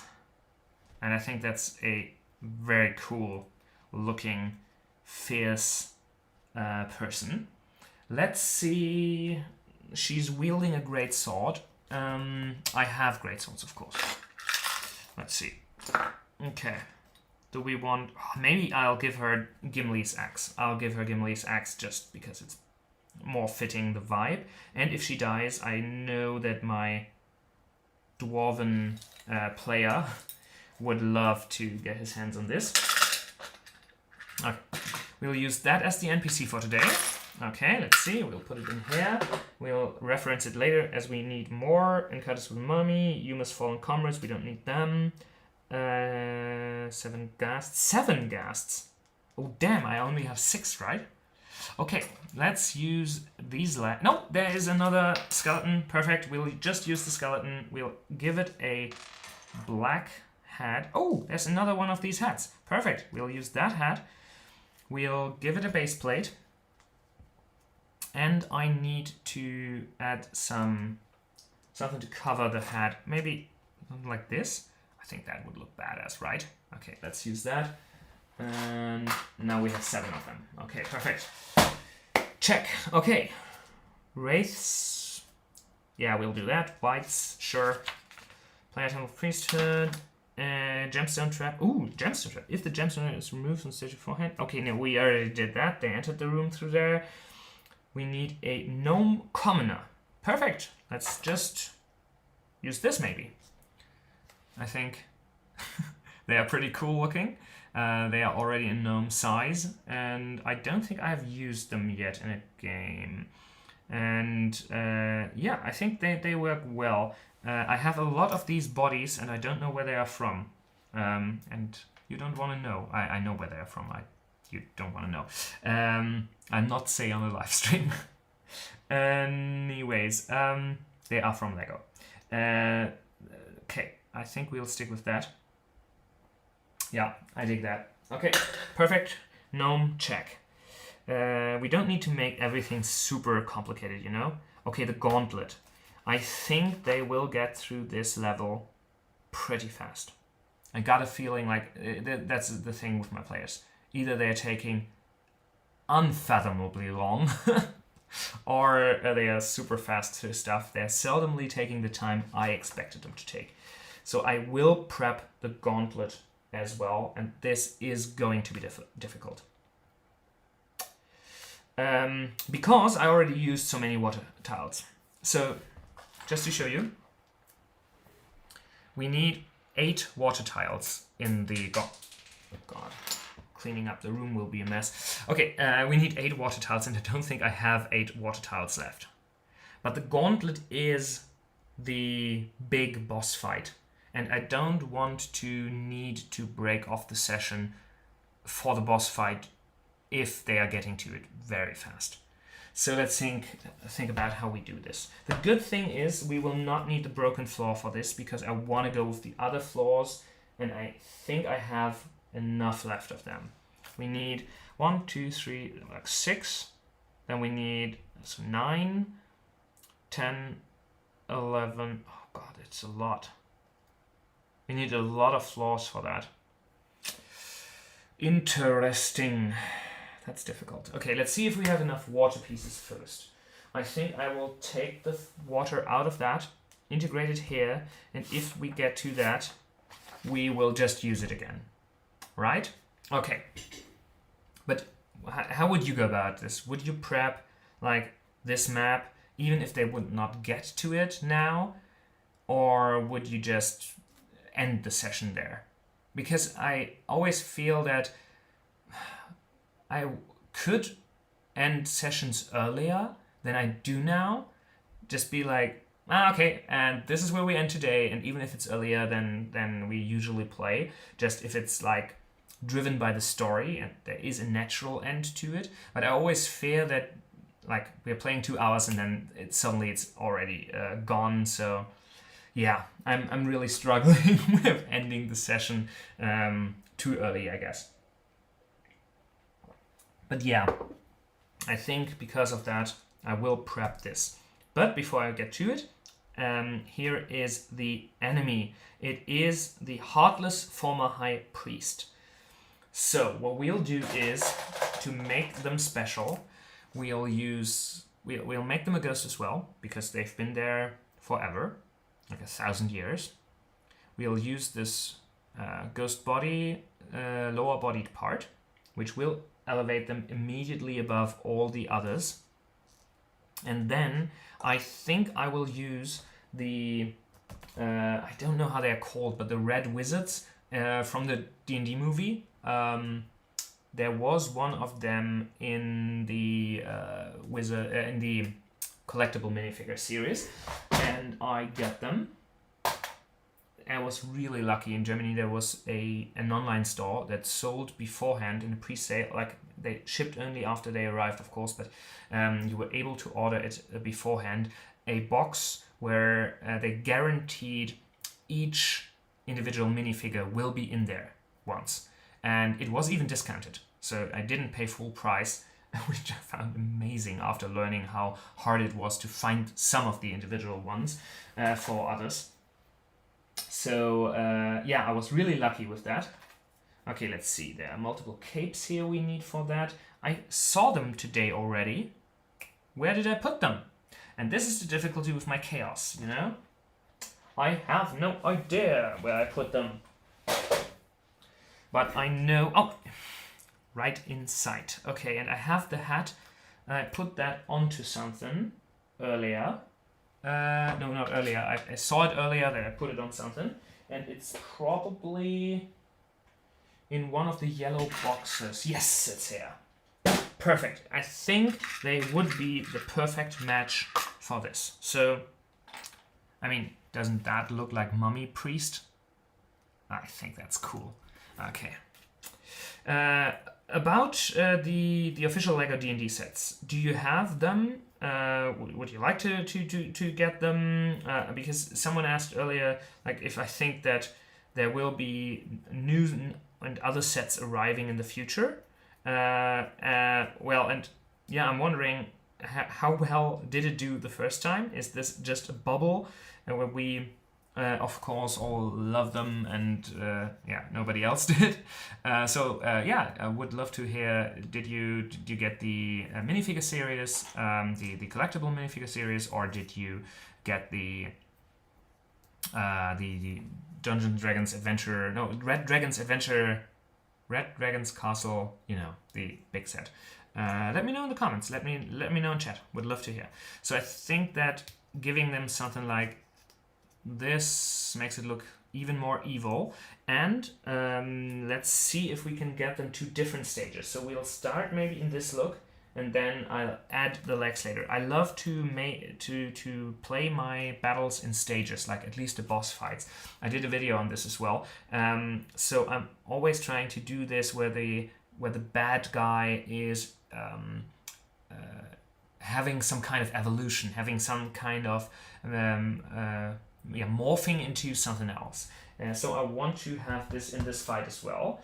And there are red legs. Do they match? They don't match. This is the typical red, right? This is the plain, blatant red.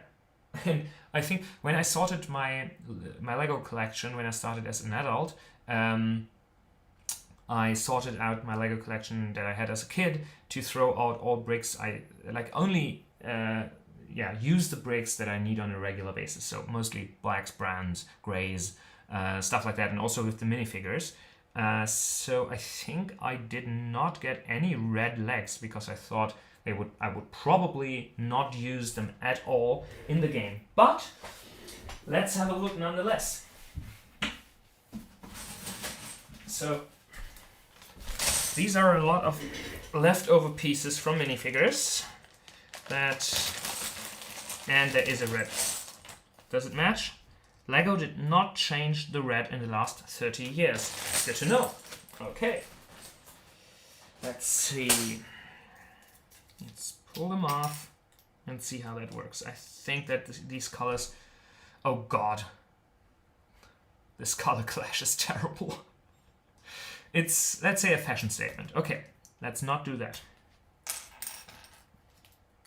Does this work? That's better, at least. Yeah, okay, we'll do that. Even if it looks weird... So, look at that.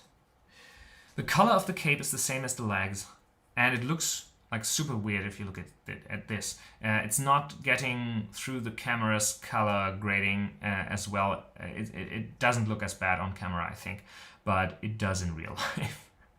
It looks like they have put on some cargo trousers or something like that. But if we add this, I think it blends well. It blends better because it's a shade coming from a bright red to a darker red and then going into these other colors. And I think that's what I'm going for the transformation. Let's see.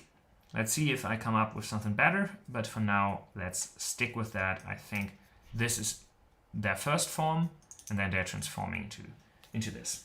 Okay, I'll put them into their own box, just because I want to make sure that my players don't get spoiled too early.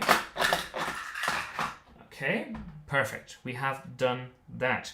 There is a bronze arm. When combat fighting begins, the bronze arm is animated to defend the the bad guy.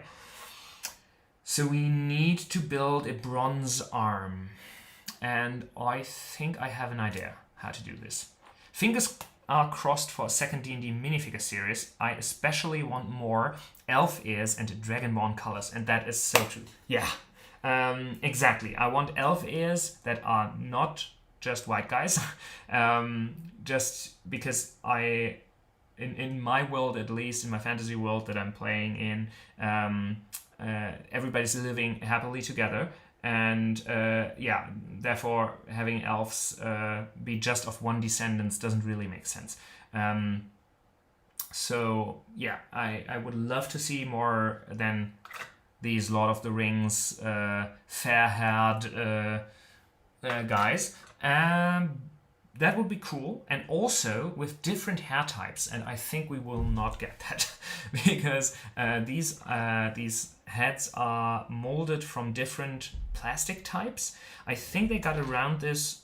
Yeah, they are the same with the other figures. It's the same plastic, so maybe. But yeah, I'm fearing that we'll just get recolored versions of the things they already have. So the Lord of the Rings elven is or one of the newer ones, but I would love to see that. In my campaign, up until now, I haven't used dragonborns too many, but yeah, having a third color, so there is a green one and a gold one, I think, available at the moment. Having another color would be cool. And also another way to get, like, I probably should have bought, when it was possible and not like super expensive, bought more of the dragonborn heads just to be able to sprinkle them in more often. But yeah, definitely agree with you. I'm also crossing my fingers for a new minifigure series, because I think that's the most important thing for me, is having like character choices and so on. I'm not too keen on the next castle or something like that, because I love building them, but they're also super expensive. So yeah. Let's see. The bronze arm. Yeah, okay. I have an idea. So, I don't know if you're... you might get spoiled now a little for the LEGO D&D set if you haven't seen that already, but probably you have if you wanted to. Let's take this apart. Ah, God. Okay, here it is.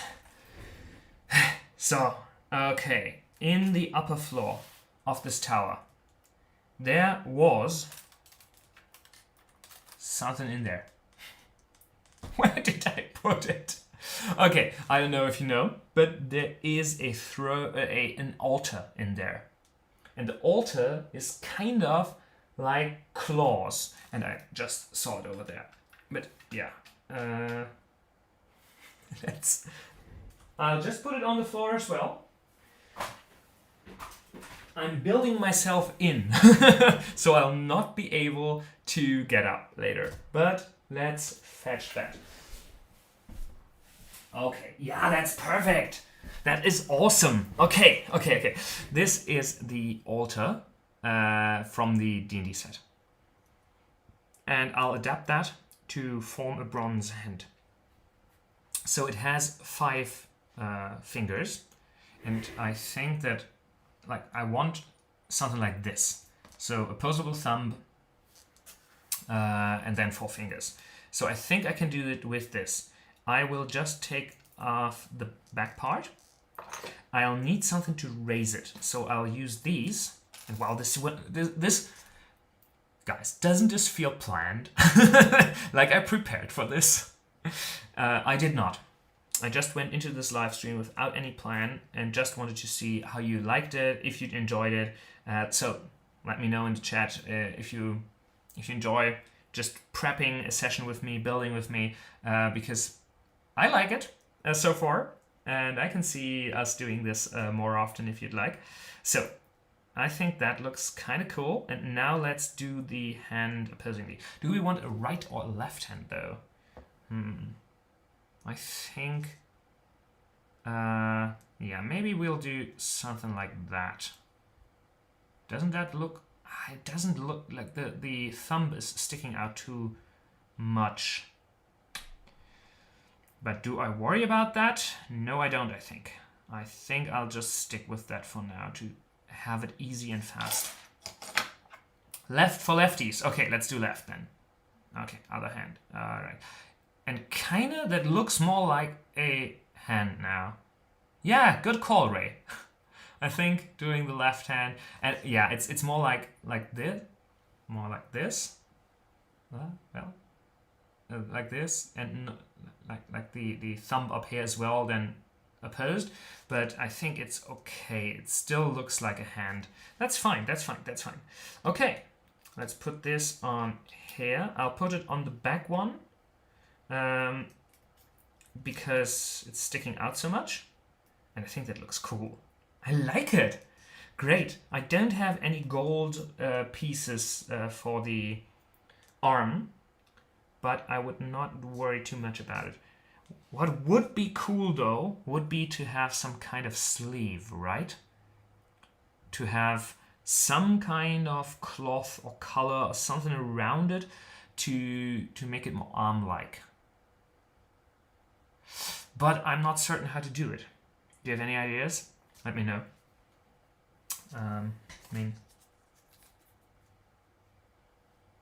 That looks silly. That looks rather silly. Maybe if I could do more snot bricks. Yeah, that could work. Okay, let's see. How about we are using, what would it be? Probably a 1x4 plate. I had taken them out already, right? I showed you guys earlier. But I am not certain where I put them. Okay, stick with me for a second while I'm rummaging through my pieces. Yeah, here it is. Okay, let's see. So let's take this one, let's take this one. You know, Lego comes with a lot of spare pieces, and I really dig that, because for us as mock builders, as building our own creations, it's perfect to have these leftovers. So these are the leftovers from some of the sets I built over the last couple of years, and I think we can use some of these, as well as I got a gift with purchase set with flowers, and I don't use flowers in... Oh, I do use flowers. I have built this corpse flower. I think I showed it off in an earlier video. So I used the old Lego skeletons to dress it up a little, because they don't work standing up very well, and so I built this corpse flower with it. But there were still a lot of pieces left over, like these ones. Strange color, but I think they will work well for what we are trying to achieve here. So I'll just clip them together, and then we'll have our 4x1s, and I'll try to add them here to the side to make it look more... I think it looks cool. It's not super polished, I know, but I like the... Maybe we'll put it even up one higher. Let's see, how far do we want the fingers sticking out? How does that look? What do you think? On the higher or on the lower part? I don't know. I might need to try that. And we have this gold one that we could use. Yeah, let's do that. Let's do that. Okay, we'll do these ones down here. And then... Well, not that easy to take apart.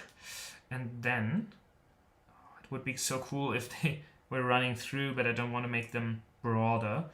Sorry, that wasn't clear for anybody not in my head. What I meant is that with a regular, something like this, a regular 4x1 tile, you could put them on halfways to stick out a little over this one. But that's not possible because they are put together this way. So it's not. I'm not able to do them halfways. I could, of course, put another 4x1 under there, but then it would get very broad. And I think I don't have a 4x1 in this color, and it's probably not working with, yeah, it's not working with just one. Okay, so not the way to go, but let's do it this way, and then we'll add this gold small pyramid just in this way to dress it up a little. Nah, it's missing. No, not working well. Then it's not looking like a hand anymore. No, we need it like this. Yeah, that looks fine for me. Right, or does it look better without? It does look cool without. Okay, let's try something else. How about we are using these single bricks? We are doing something like that. And I should have another one, yeah. And maybe we'll try something like that. I don't know. I'm not too happy with that. Maybe the other way around though. Sometimes switching these around really changes the appearance a little, but nah. I think we will stick with the ones they had. I think that gray worked best. Yeah, gray doesn't intrude too much on the look of it, and I think that's the way to go. And then we'll put these ones on here probably. Nah, that's too harsh of a look, I feel. It's too... Nah, I don't like the pyramid on top. Let's see. Okay, maybe something just as plain as it was. No? Do you know if you... do you experience sometimes if you look at something too long, everything starts to look weird, although you were pretty happy with the first result? I think I'm at that point here. I think I'm at that point where I did too much already. And it starts looking weird to me. Everything is starting to look weird. Let's see if instead we'll have some... Just want to see how that looks. Not the color, I know, just the form. Nah, it's too straight. It's too straight that way. Like, how does a hand look? It is pretty straight though, a real hand. Huh. Yeah, maybe we'll just stick with turning it this way. Yeah, I think that is fine. It's not super, it's not what I was aiming for.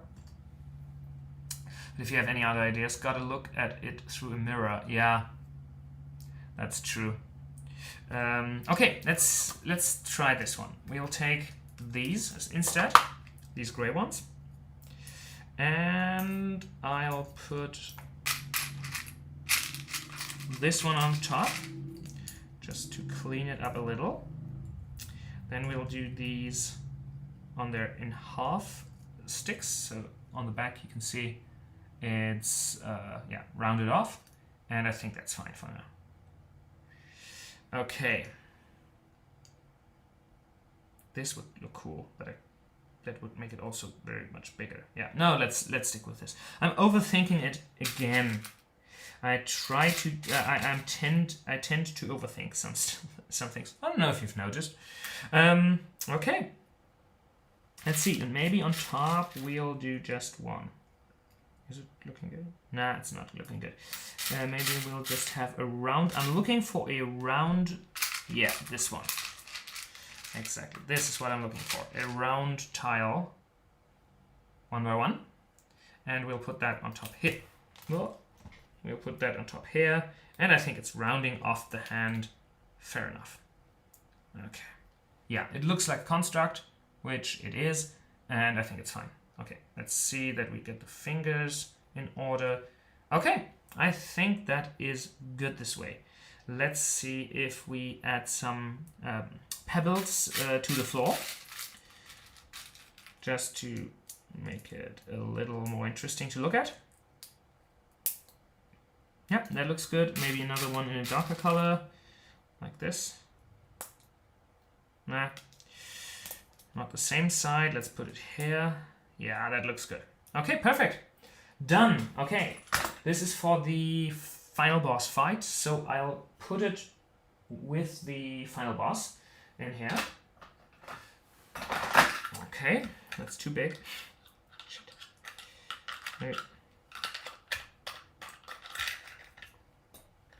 Let's see. Oh, okay. It's too wide. Yeah, that works. Okay, perfect. Boss fight done. Alrighty. Let's clean this up, because I don't want to do this later and find the right things that belong together again. And then we can get to the final boss fight stage. Okay. I'm excited for this. Okay, the frustrating part is that we are now taking the thing we just built a couple of hours, I think, back. We're taking this apart again, and then we'll see how that goes. Alrighty. Yeah. I really like how this went. So, for the guys of you just turning in, we are building maps for the Stairs of the Infinite, the quest from the Infinite Staircase. We're running the Pharaoh adventure, but inside a homebrew campaign. So this is a dungeon crawl. My players already crawled through the first floors of the dungeon. Now they entered the Hall of the Upper Priesthood, and in area 32 here, looks something like this. We've already built this. But now I noticed that first mistake I did is there is no fight happening here. So I don't really need a map for it. I really like how that map turned out though, so I might move as suggested. I might move a fight there. But I also need to, or I also want to at least, prep the gauntlet, it's called, the final boss fight. And it's not looking big, the map, but it is. It is not small, at least. So I need all the water pieces I have. I have these smaller water pieces that I can plug together, but I am uncertain if these will get me to the required amount. So we have 4 water pieces left. I only need 4 more. That's good. So I have enough. And let's see if... I think we'll differentiate this towards the other dungeons to make the floors gray in here. First, because I don't have any more of the others, or not as many of the others. And second, because I want to have the rooms have a different feel. Otherwise, it'll feel very repetitive. Reuben is asking or saying, I have a bunch of Minecraft bees in my collection and was trying to figure out how to give them monster stats. Are there bees in D&D? That's a super interesting question. Let's see if there are bees. And if there are not, I'm certain we can come up with something. So, for example, I really like some... Oh, yeah. I would just use... Can you tell me how big these are? So, they're giant wasps. Yeah, or giant insects. Exactly. 4th level, giant insect. Let's see, wasp, you said. Let me pull up the stat block for that. Yeah, wasps. Absolutely, giant wasps. That's perfect. The stat block, it has flyby and sting as an action. I mean, I would probably tweak that a little though, to be honest. It's from the monster manual, page 361. But they are only CR half, so you need more of them. I don't know, Reuben, how many you have. But what I would do is they are adding poison damage. I would rather have them... I would rather add something that slows the players down or add some kind of condition other than poison. That would probably increase the challenge rating. but otherwise it's, I mean, it depends on how far away your party is, how experienced they are. But I love like enemies, like monsters that like change the game by doing something that changes either the map or how the players can play.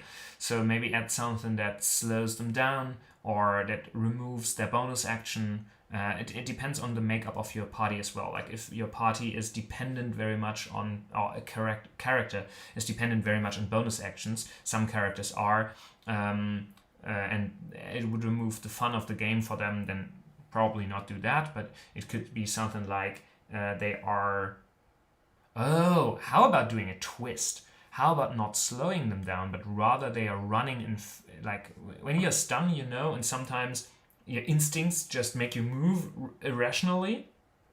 Maybe add something like that. If they get stung, they need to roll a d6 and see in which direction they are like moving 1 or 2 squares involuntarily.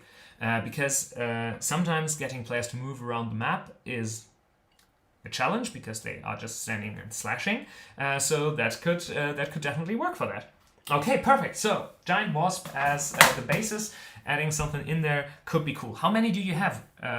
Maybe tell us that. So, okay, as I said, let's do this a little lighter to have a different feel. Then we'll need more of the gray ones.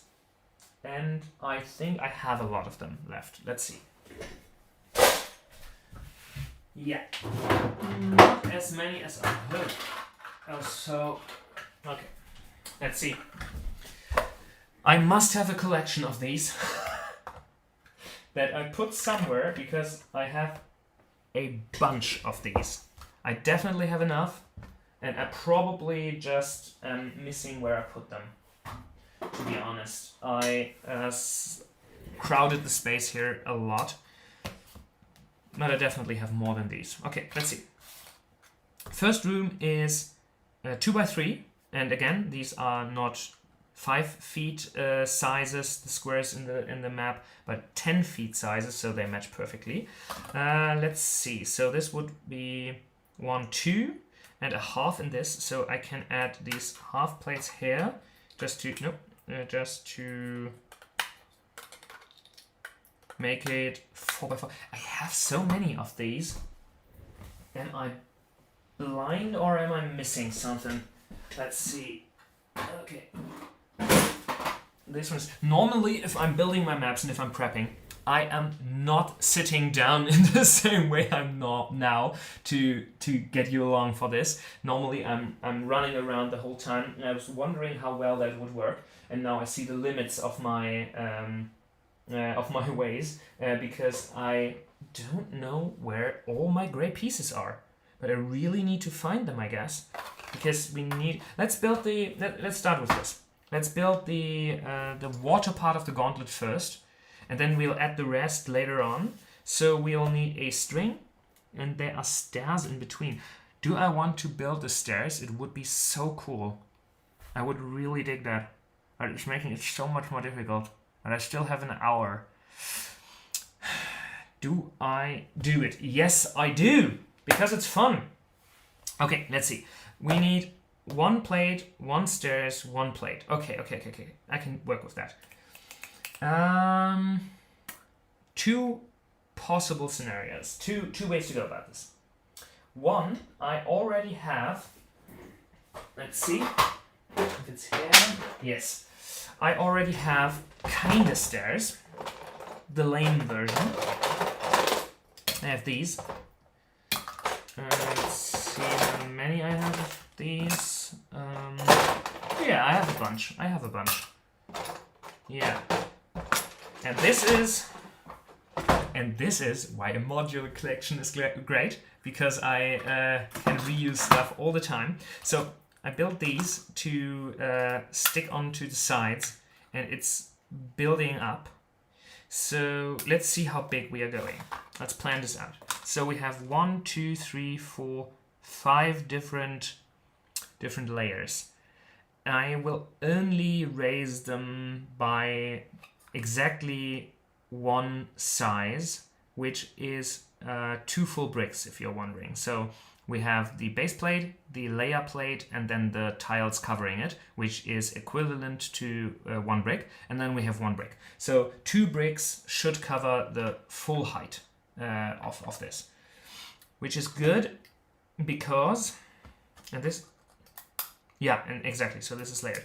So we need 2 bricks to lift it up. No problem there. Easy to do. And then we'll just put these on the ends to have the steps. I think that would work very well. Yes. So we'll start with the lowest and then build up from that, because, oh, and you know, the water, if we keep it down, we'll raise everything except the water. I mean, it would be cool to have the water flowing down as well, but I don't have the bricks for that. So we'll just keep the water at the bottom and build up through it. Not quite sure how to do that yet, but we'll figure out. Okay, so let's start. We'll start with these 3. Then we are lifting this one up by 1. We're adding, let's take this one maybe. We're adding this one. Oh, there's a problem. Damn. This is not working as I expected. Because they are built... Why did I build them that way? Oh, yeah, normally I would layer them over, but that works. That works. That's not working with the water though, right? Okay. So, let's see. I have 9 regular Minecraft bees and 7 of them with red eyes. I believe the red eyes mean that they are aggressive. They are probably, yeah. And it's also good to tell them apart. You could maybe have them different, like make the red-eyed ones, maybe they are like having extra attacks or something like that. Make them the bosses maybe like a little more difficult. But 9 is great. Like even with CR.5, that should give you. I need to log into Planet Fight here real quick, but that should give you enough monsters to really surround your players. I think that would work well. How's your party level though? Well, this can't be good. Why can't I log in? Okay, there's an internal server error at D&D Beyond. Well, and that's why I cancelled my subscription previously. That's bad for tonight. I hope they'll figure this out in the meantime. How about you guys? Are you using D&D Beyond? You use Bricklink to order your parts, right? Yeah, I do sometimes use the pick a brick though. So I'm not just using the. I say sorry, doing something and talking isn't as easy as I expected. Bricklink, yes. So I'm using Bricklink for if I need a lot of one piece. So for example, when I'm built out my first collection, I needed a lot of these 1x1s. I needed a lot of the ones with the hole in it that I purchased through Bricklink because it was way cheaper. I got some of them used as well, most of them used. But if I need something like minifigures, I think that the parts on Pick a Brick are often also like comparatively okay in the pricing. And I built some of these. They are, I think, 16 by 16 plates, and they were cheaper on Pick a Brick than on Bricklink. So yeah, depends. I'm just playing with my LEGO Heroica set. That's awesome. So then the size must match even better for your wasps. That's really good. I love having the Heroica sets around as well. But once I switched to the larger sizes, I was utilizing it less. Okay, let's see how we can do this. I still need to have, there are 2 ways to go with this now. Either I'm using bigger plates as the base, like something like a 4x8, to cover it here and then add it to it. I think I'll do that. Yeah, let's do that because I have a lot of gray ones as well. Let's see if I can find them real quick. So sorry about that. I have a lot of these boxes with sorted bricks in them, which makes these kinds of prepping way easier. And I have one with plates. I know that for a fact. This one is with plates. Great. Okay, let's see. I'm a little clumsy. Okay, let's see. Yeah, those are enough plates. You can see the plates from my childhood and why they changed the gray on this one really good. Like, this is yellow, basically. And so the new gray ones, I don't have any new in this size, but the new gray ones are way more bluish, like you can see here, and they don't color, or at least that's what they said. Why they changed the color is that they don't, become as yellow as the old ones did. But doesn't matter for us. I think something like this works well. Okay, perfect. We'll do just that. Normally I try to avoid any studs because I don't like the look too much, but for this I don't think it's too bad. So now water in between. And the question becomes for me, let's see, oh, these are all single ones. Do I want to use them? Yeah, I'll just use them as well. The question now becomes, how do I clean up the sides? And I think I will just not clean them up. Ars, I sadly can't read Cyrillic, so I can't answer your question. But thanks for posting anyways. Yes, these are exactly what I need. These 4x2 bricks and 3x2 bricks will work perfectly. We have some 2x2s as well. Let's use them. Okay, let's see. We'll do... I think we'll not use too many because we'll need more later on. Let's see. I think we need... Maybe we'll do it on the sides. I think that would make the most sense. Yes. Oh, and we need to have... Right.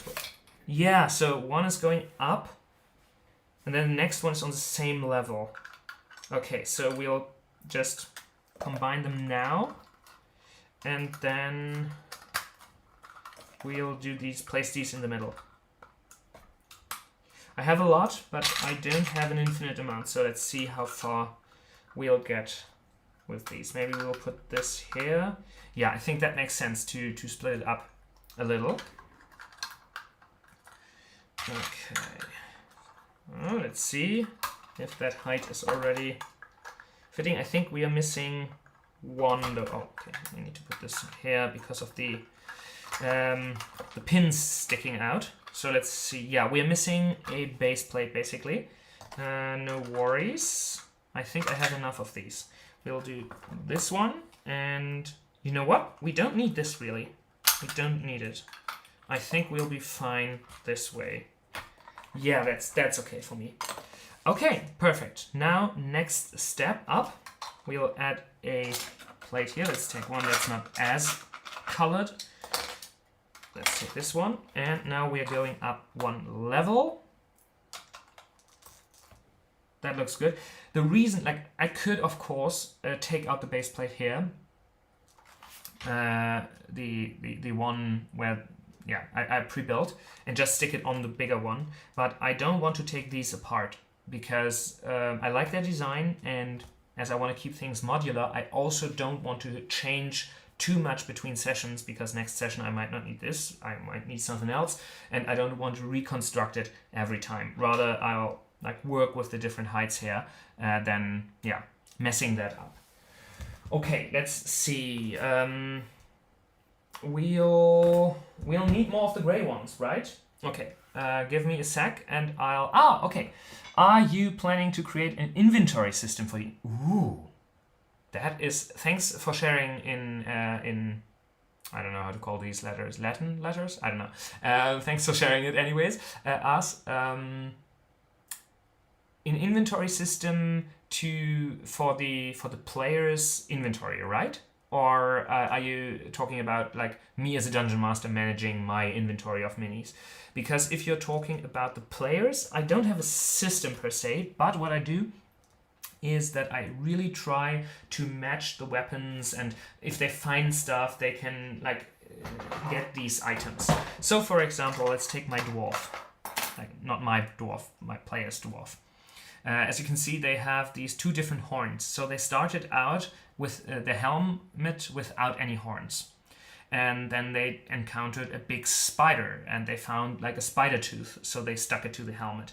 It was a white one. Then we fought a unicorn, so they killed the unicorn and took their horn. And they fought a like wolf kind of thing with like these green claws. And so yeah, their player is evolving. The same thing with the axe. So they found an axe. It was this one. And so yeah, we kind of manage the inventory on the characters itself. Not like with everything, of course, but with the main items, the main weapons at least. Okay, let's see. All right, we need more of the gray tiles, as I said a million times. I'll start looking for them for a second. And hopefully have this figured out very quickly. Nope. I have really no idea. Did I not? Maybe the map is downstairs? No, my wife would have killed me if I left this for downstairs. I have no real sense of... I have so many of these, and I don't. Maybe I'm... Do you know if you don't see the... How's the saying? I can't see the trees because of the forest or something like that, or the other way around. I can see the forest because of all the trees. I'm getting this feeling, and I just found this one. I wanted to use this one for such a long time. I really dig that design, and I have not used it really yet. I prepped some maps for it, but we never got around. Can see the forest. For the trees, yeah, right, thanks. Will this full live be available for rewatching later? I haven't decided yet. I think it's going well so far. So, Connor, yeah, I think so. I might, yeah, I might think about editing something if it's like the start, for example, or something. But yeah, probably, yeah. You fought a unicorn, Ray, yeah, we did. But it wasn't like a true unicorn. I think it was... I can't remember. And it was too long ago. But yeah, my players are brutal. They are really... like, how do you call them? Murder hobos? They are murder hobos. Okay, so I want to incorporate this. And maybe I'm getting around my problem with not finding my gray tiles by using this as well. Yeah, glad you like some of the suggestions. Really glad. Perfect, thank you. I've actually been meaning to run When a Star Falls from this anthology as a mini adventure. So this be... Oh, okay. I don't know When a Star Falls, but I'll look that up. That sounds awesome. Okay, so we'll use this somewhere in here, and I'll probably put it in the middle, right? I think, look, having it in the middle, or in the beginning, probably the beginning, though. Or in the end. now I got to every point. Beginning, and I'm not quite certain where I want to put it. You know what? We'll figure that out. We'll figure that out in a second. We need to get this one out, though, this pin, because it needs more stability. This pin is not enough to have it stable. Let's see if I can pull it out. Yeah, I can pull it out this way. And this is exactly why I switched away from these pins. It's just they are coming off too easily. Okay, so let's see. Okay, looks good. Now, we also have these on the sides, right? Yeah, we have... You know what? I'll use these for now, even if I wanted to stick with the darker ones. I don't think, the lighter ones, I don't think I'll find them now. So let's just keep it this way. And I'll put easier things under here, like the plates under here. Although I have so many of the plates, right? Yeah, let's see. I think that works. Yeah, let's use these. Okay. One here and one on the other side. Okay, this is coming along pretty well. Yeah, I like the design. I think this is something that my players will enjoy. One thing I was thinking about is adding stuff to the sides, not like this, more like this, that is cleaner. This is not perfect, this is not clean, but you know, having some kind of close off so these don't stick out and it looks more like a game board where you would have these surrounding tiles. Something that's just spooking around in my head, let's say. If you have any ideas regarding that, let me know. Perfect, thank you. I've actually been meaning to run when it starts. Oh yeah, that I think it's a level 4 adventure of the Infinite. Oh, okay. I have not read the whole book yet. I just jumped to the adventure that was according to my level of the my players' levels. Let's see. Bird cigarette. When a Star Falls is chapter 3. Yeah. So let's see. 47. Just to have a quick glance on what you're talking about. Ooh, that looks awesome. The art for this looks really cool. This is a hippogriff, right? I don't know how you call them in English. Okay, using Star Falls. That looks super cool. I will definitely go through more of these adventures and adapt them because my players have responded very well to this adventure, and I want to do more of this style. And also, I need them to level up more before they encounter the big bad, because the big bad will be big and they will be dead if they do it now. So yeah, they need more time, is what I wanted to say. Okay, so next problem I haven't thought about yet is how do I attach these without a plate under them? You know what? I think I'll just do the crazy thing. I will do the crazy thing. Okay, and what I mean by that is I have so many plates and I'm very fortunate and I'm very thankful for having so many plates. I'll just use plates under these. I will take apart this map that you can't see yet, but you will see in a second. And then we will use that as a base. That is kind of weird, but why not? Okay. Perfect. Let's see. Okay. I think I have enough plates to do this. Okay, this is a big one.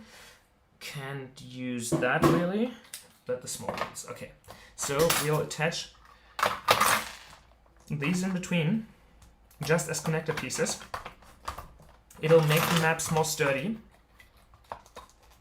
and give us the option to build on top of them without needing more support. Okay, so let's see. This is going to be a huge map though, right? Okay. Perfect. And now the next level.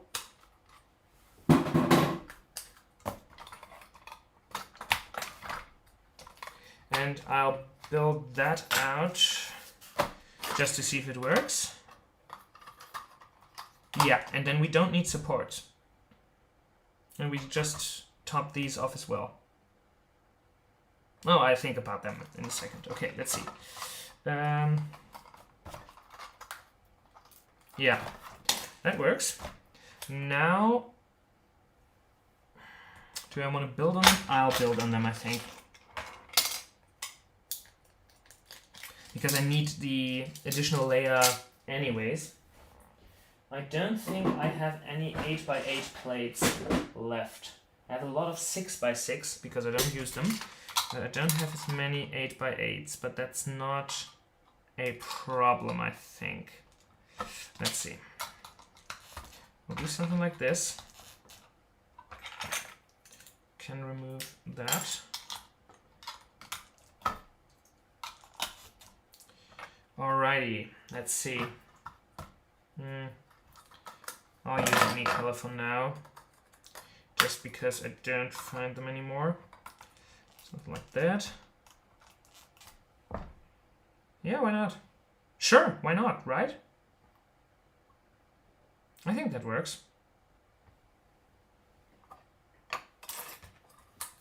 Okay, now we'll add this one. And then we need a plate here. Let's take one that's not as... Yeah, let's take this one.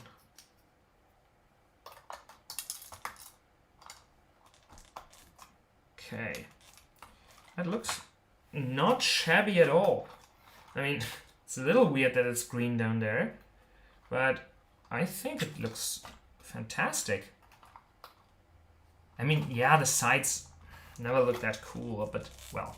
I'm very happy to have the opportunity to chat with you, and if you have some time, I would love to hear your feedback on my work on the Ask Color channel, also inspired by fantasy themes. That's awesome. I don't have the time today because my players will arrive in 45 minutes, and as you can see, I'm not done prepping.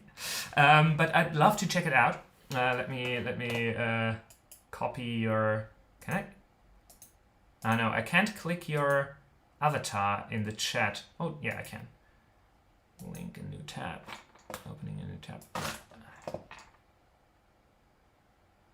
Alright. Are your videos in English or any language I speak though? That would be a necessity for me to evaluate it or to look at it. Awesome. Okay, so let's see. But thanks so much for sharing that. That's awesome. Let's see. Okay, we'll add this one here. For the next level. We'll not go up a level for this, I think. Or maybe we will. Yeah, let's do it. Why not? I think that would look cool. Okay, here we need to pull out the pin again. Oh, that's sticking in way better than I would hope. Okay, let's put this apart. Let's use this one. Okay. And now, let's see. We will need the plate again, and we'll do this. I kind of like it. I kind of like it going up that far.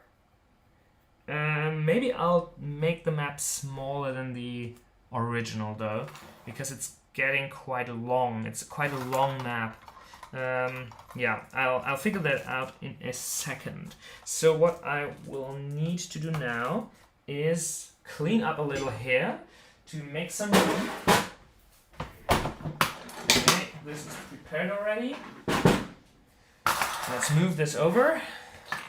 Let's move my mouse over as well. Okay, and let's see.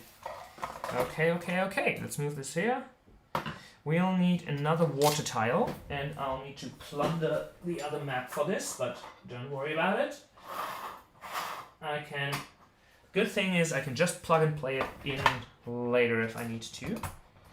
Okay. Oh, there's a water piece in here. Where did that come from? Damn. I did lose that somewhere. Maybe there.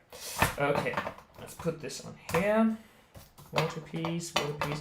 The coolest thing would be, but I don't have enough water pieces for that, to have the water pieces flow through the whole thing. But I don't have enough. I could probably do the swamp fields in between. I'll decide that later. I'll figure that out later.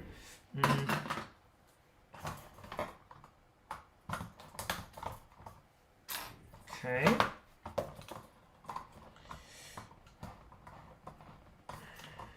Okay, this. Oh, wait. With this, we need more water pieces. Will we have enough? Two, we need two only here. Right? No, we'll not use this yet. We'll use it later. We'll use this at the end. And now we need three regular ones.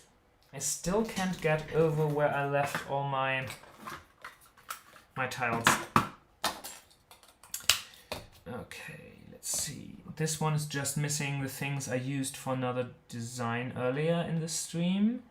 I think I'll just plug them off somewhere else. Let's see. We don't use this today, I think. Let's just take these off here. The maps usually don't have angled things, so I'm usually just doing this when I'm prepping my own styles. Okay, this needs one higher, right? No, what? Yeah, it needs to be one higher, right? Okay, so let's take these again.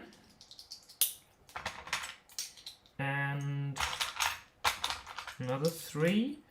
And let's see if we need something else for that.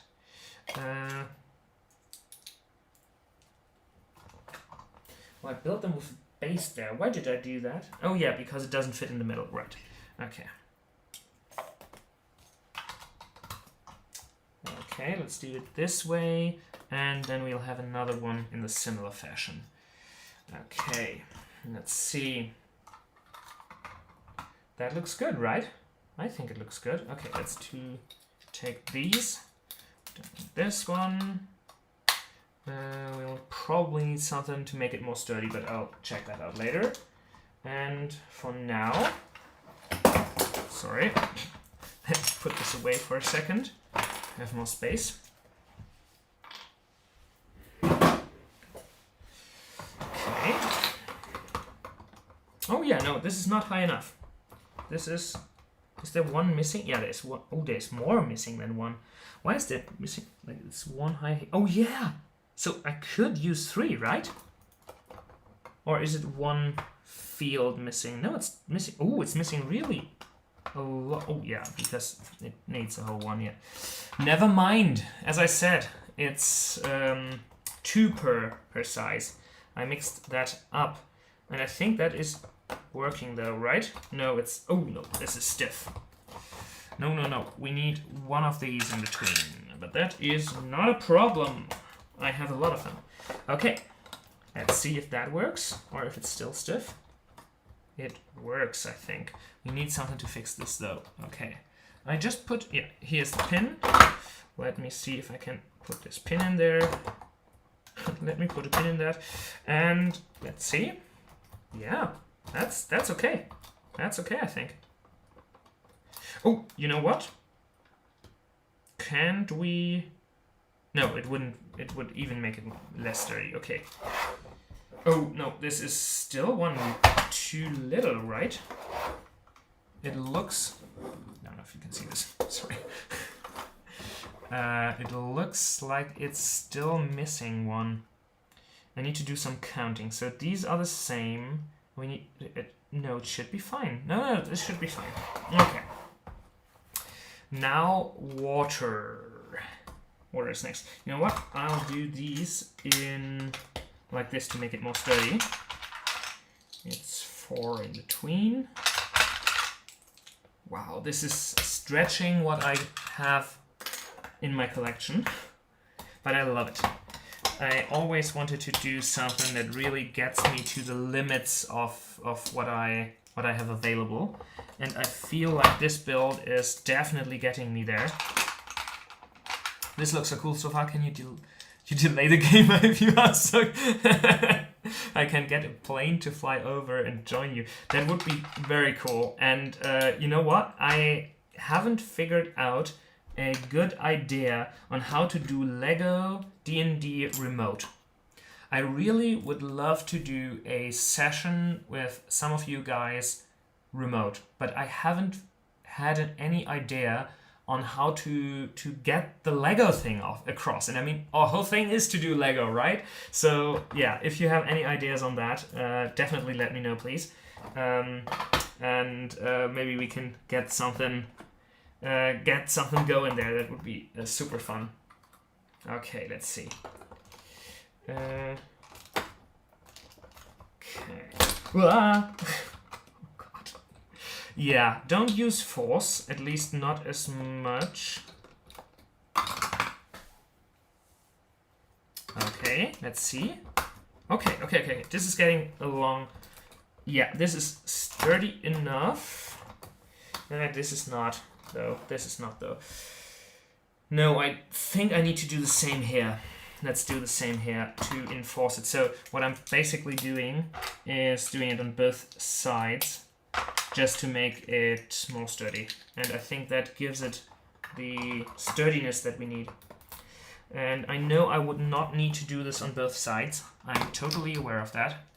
But as I told you earlier, I have this tick where I can't have it not symmetrical, not like, yeah, I would not get a good night's sleep if I would not do it this way. So, okay, perfect. Both sides, pretty sturdy, pretty okay.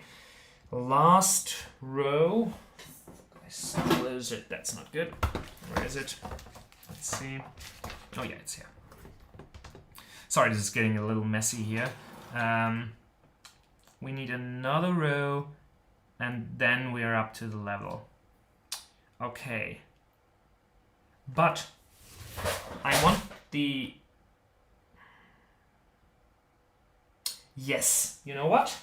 That's what we're doing. Okay, perfect. Let's do it this way. I need to take this map apart, sadly. I'll take this apart. But don't worry, because it's modular and we can take it back together again. Let's see. Let's take this one. No, it's not getting off. So, alrighty. So, instead of doing this, we'll move this back. I'll remove this one. We'll have 2 water pieces here, because again, we are running the Infinite Staircase, Pharaoh, Quest, Dungeon Crawl, and that's why I'm building the maps like in the book. Kinda. I don't really need them to be exactly like in the book. There is at least nothing that I can think of that would make it necessary to be exactly like in the books, you know? Excellent scene for the players, love the work. Oh, thanks so much, Tony. That's very kind of you.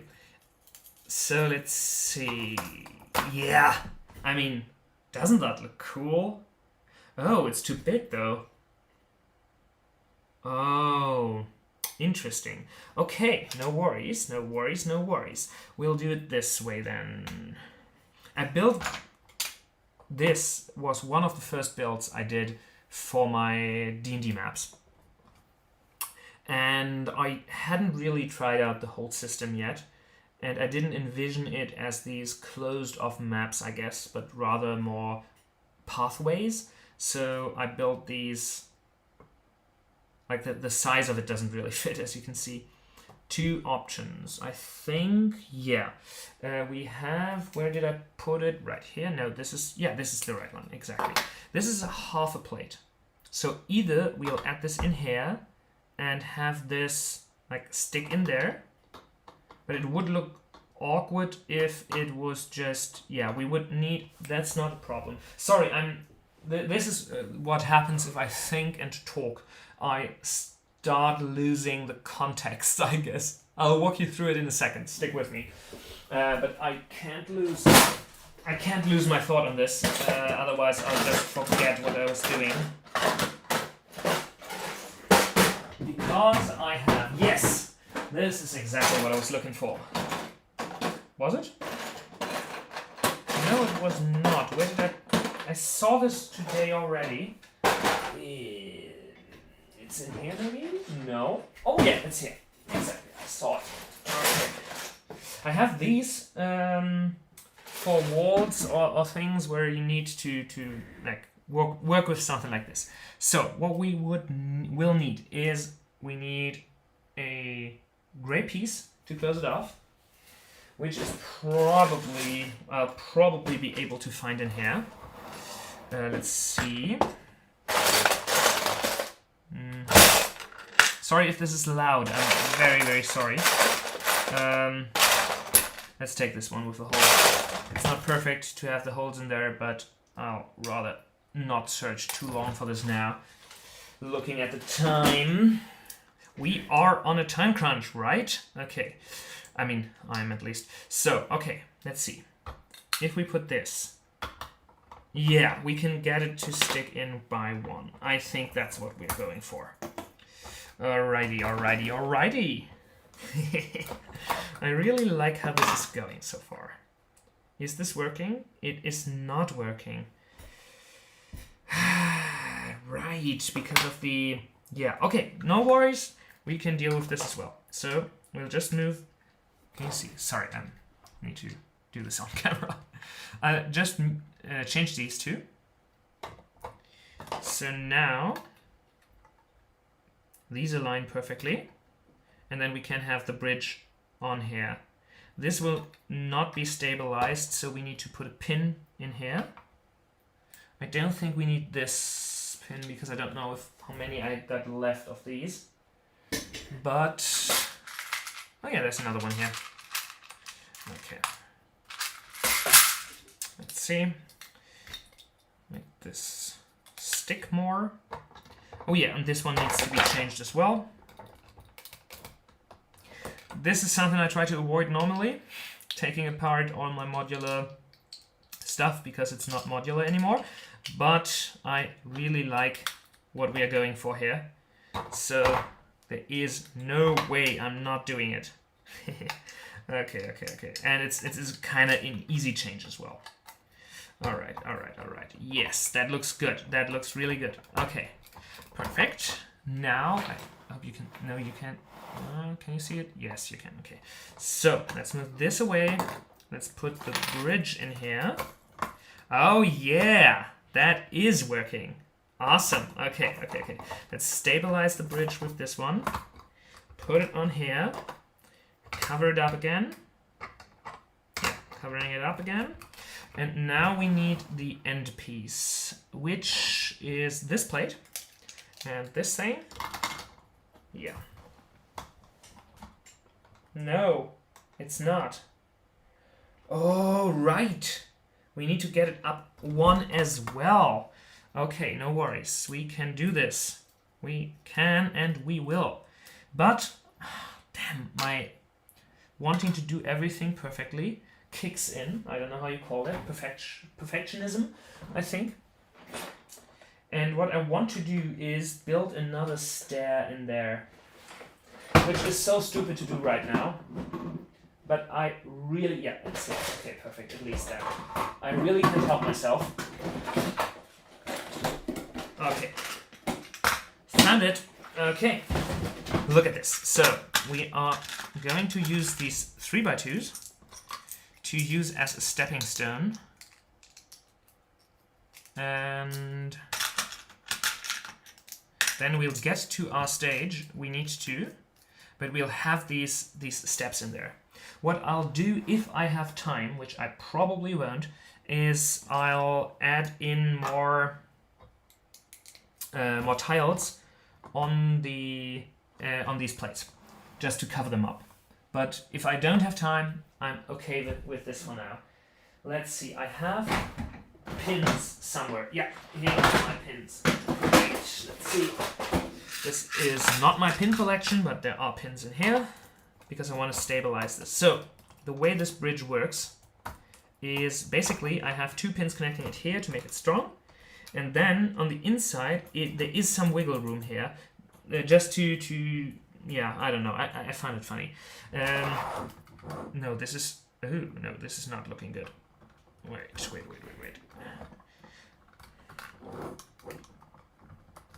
This is falling apart already, but that is fine.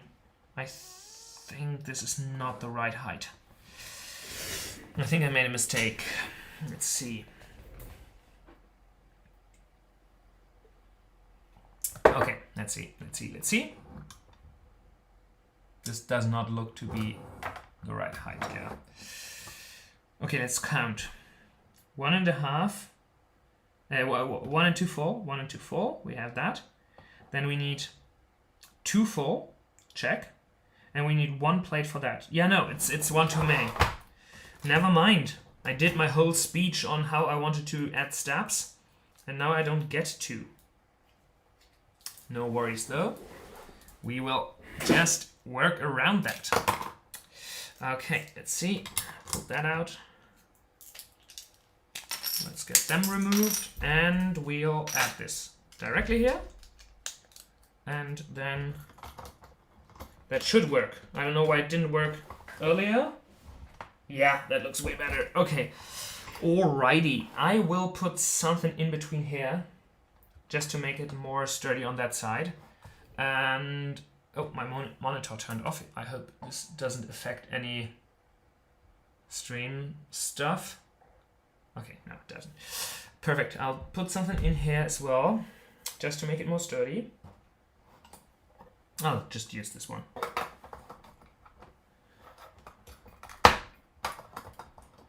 And then, no, like this. It's tricky to get. It's tricky to get that in there. Damn it. So, okay, right, perfect. Yeah, this is way more sturdy. Perfect, perfect, perfect. Okay.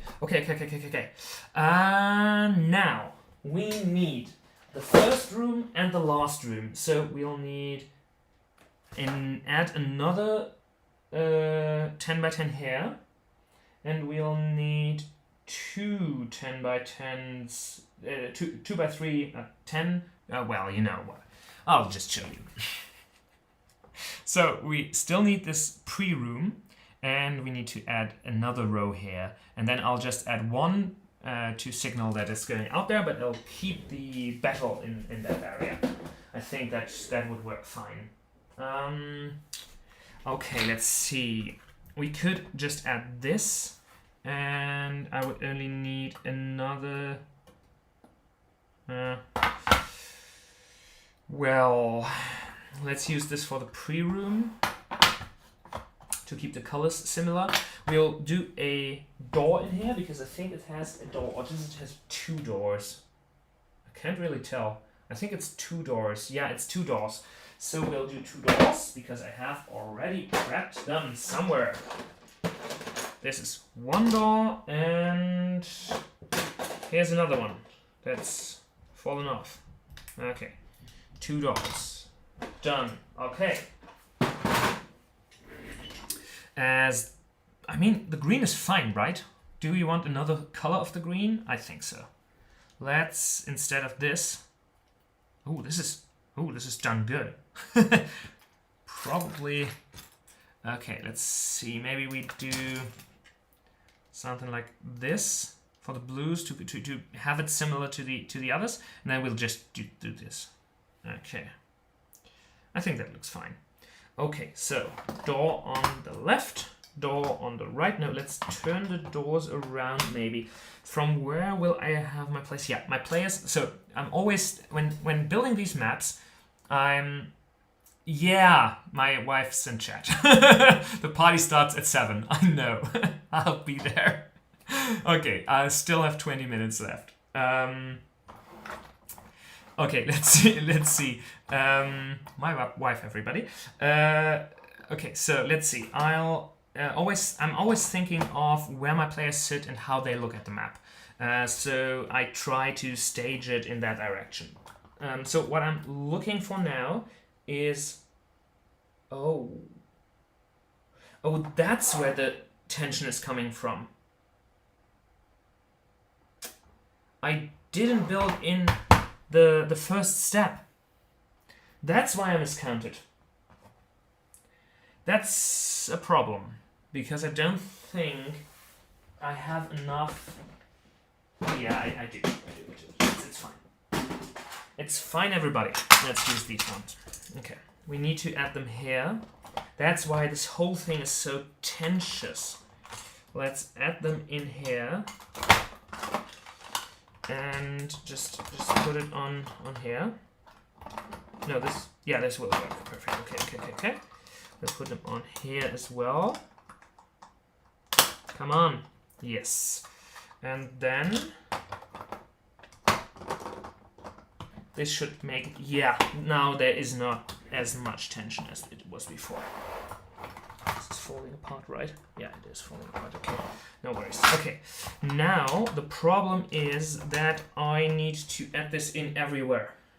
Okay. Good. We need 1, 2. Oops. 1, 2, 1, 2.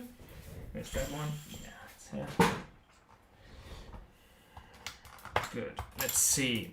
We'll take this apart. We'll add that in here. Sorry, you can't see. Okay.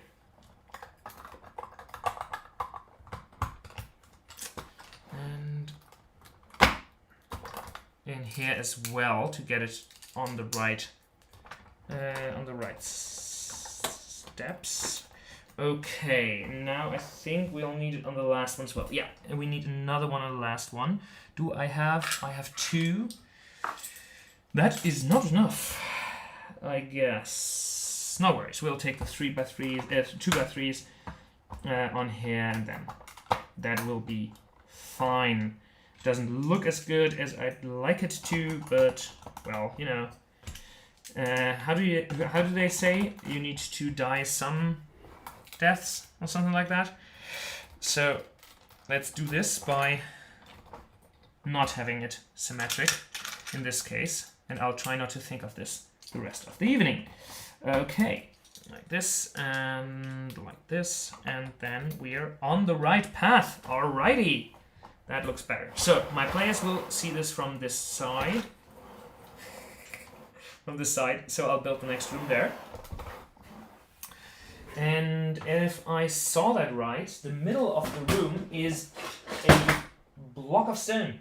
So not using these, but rather the other ones.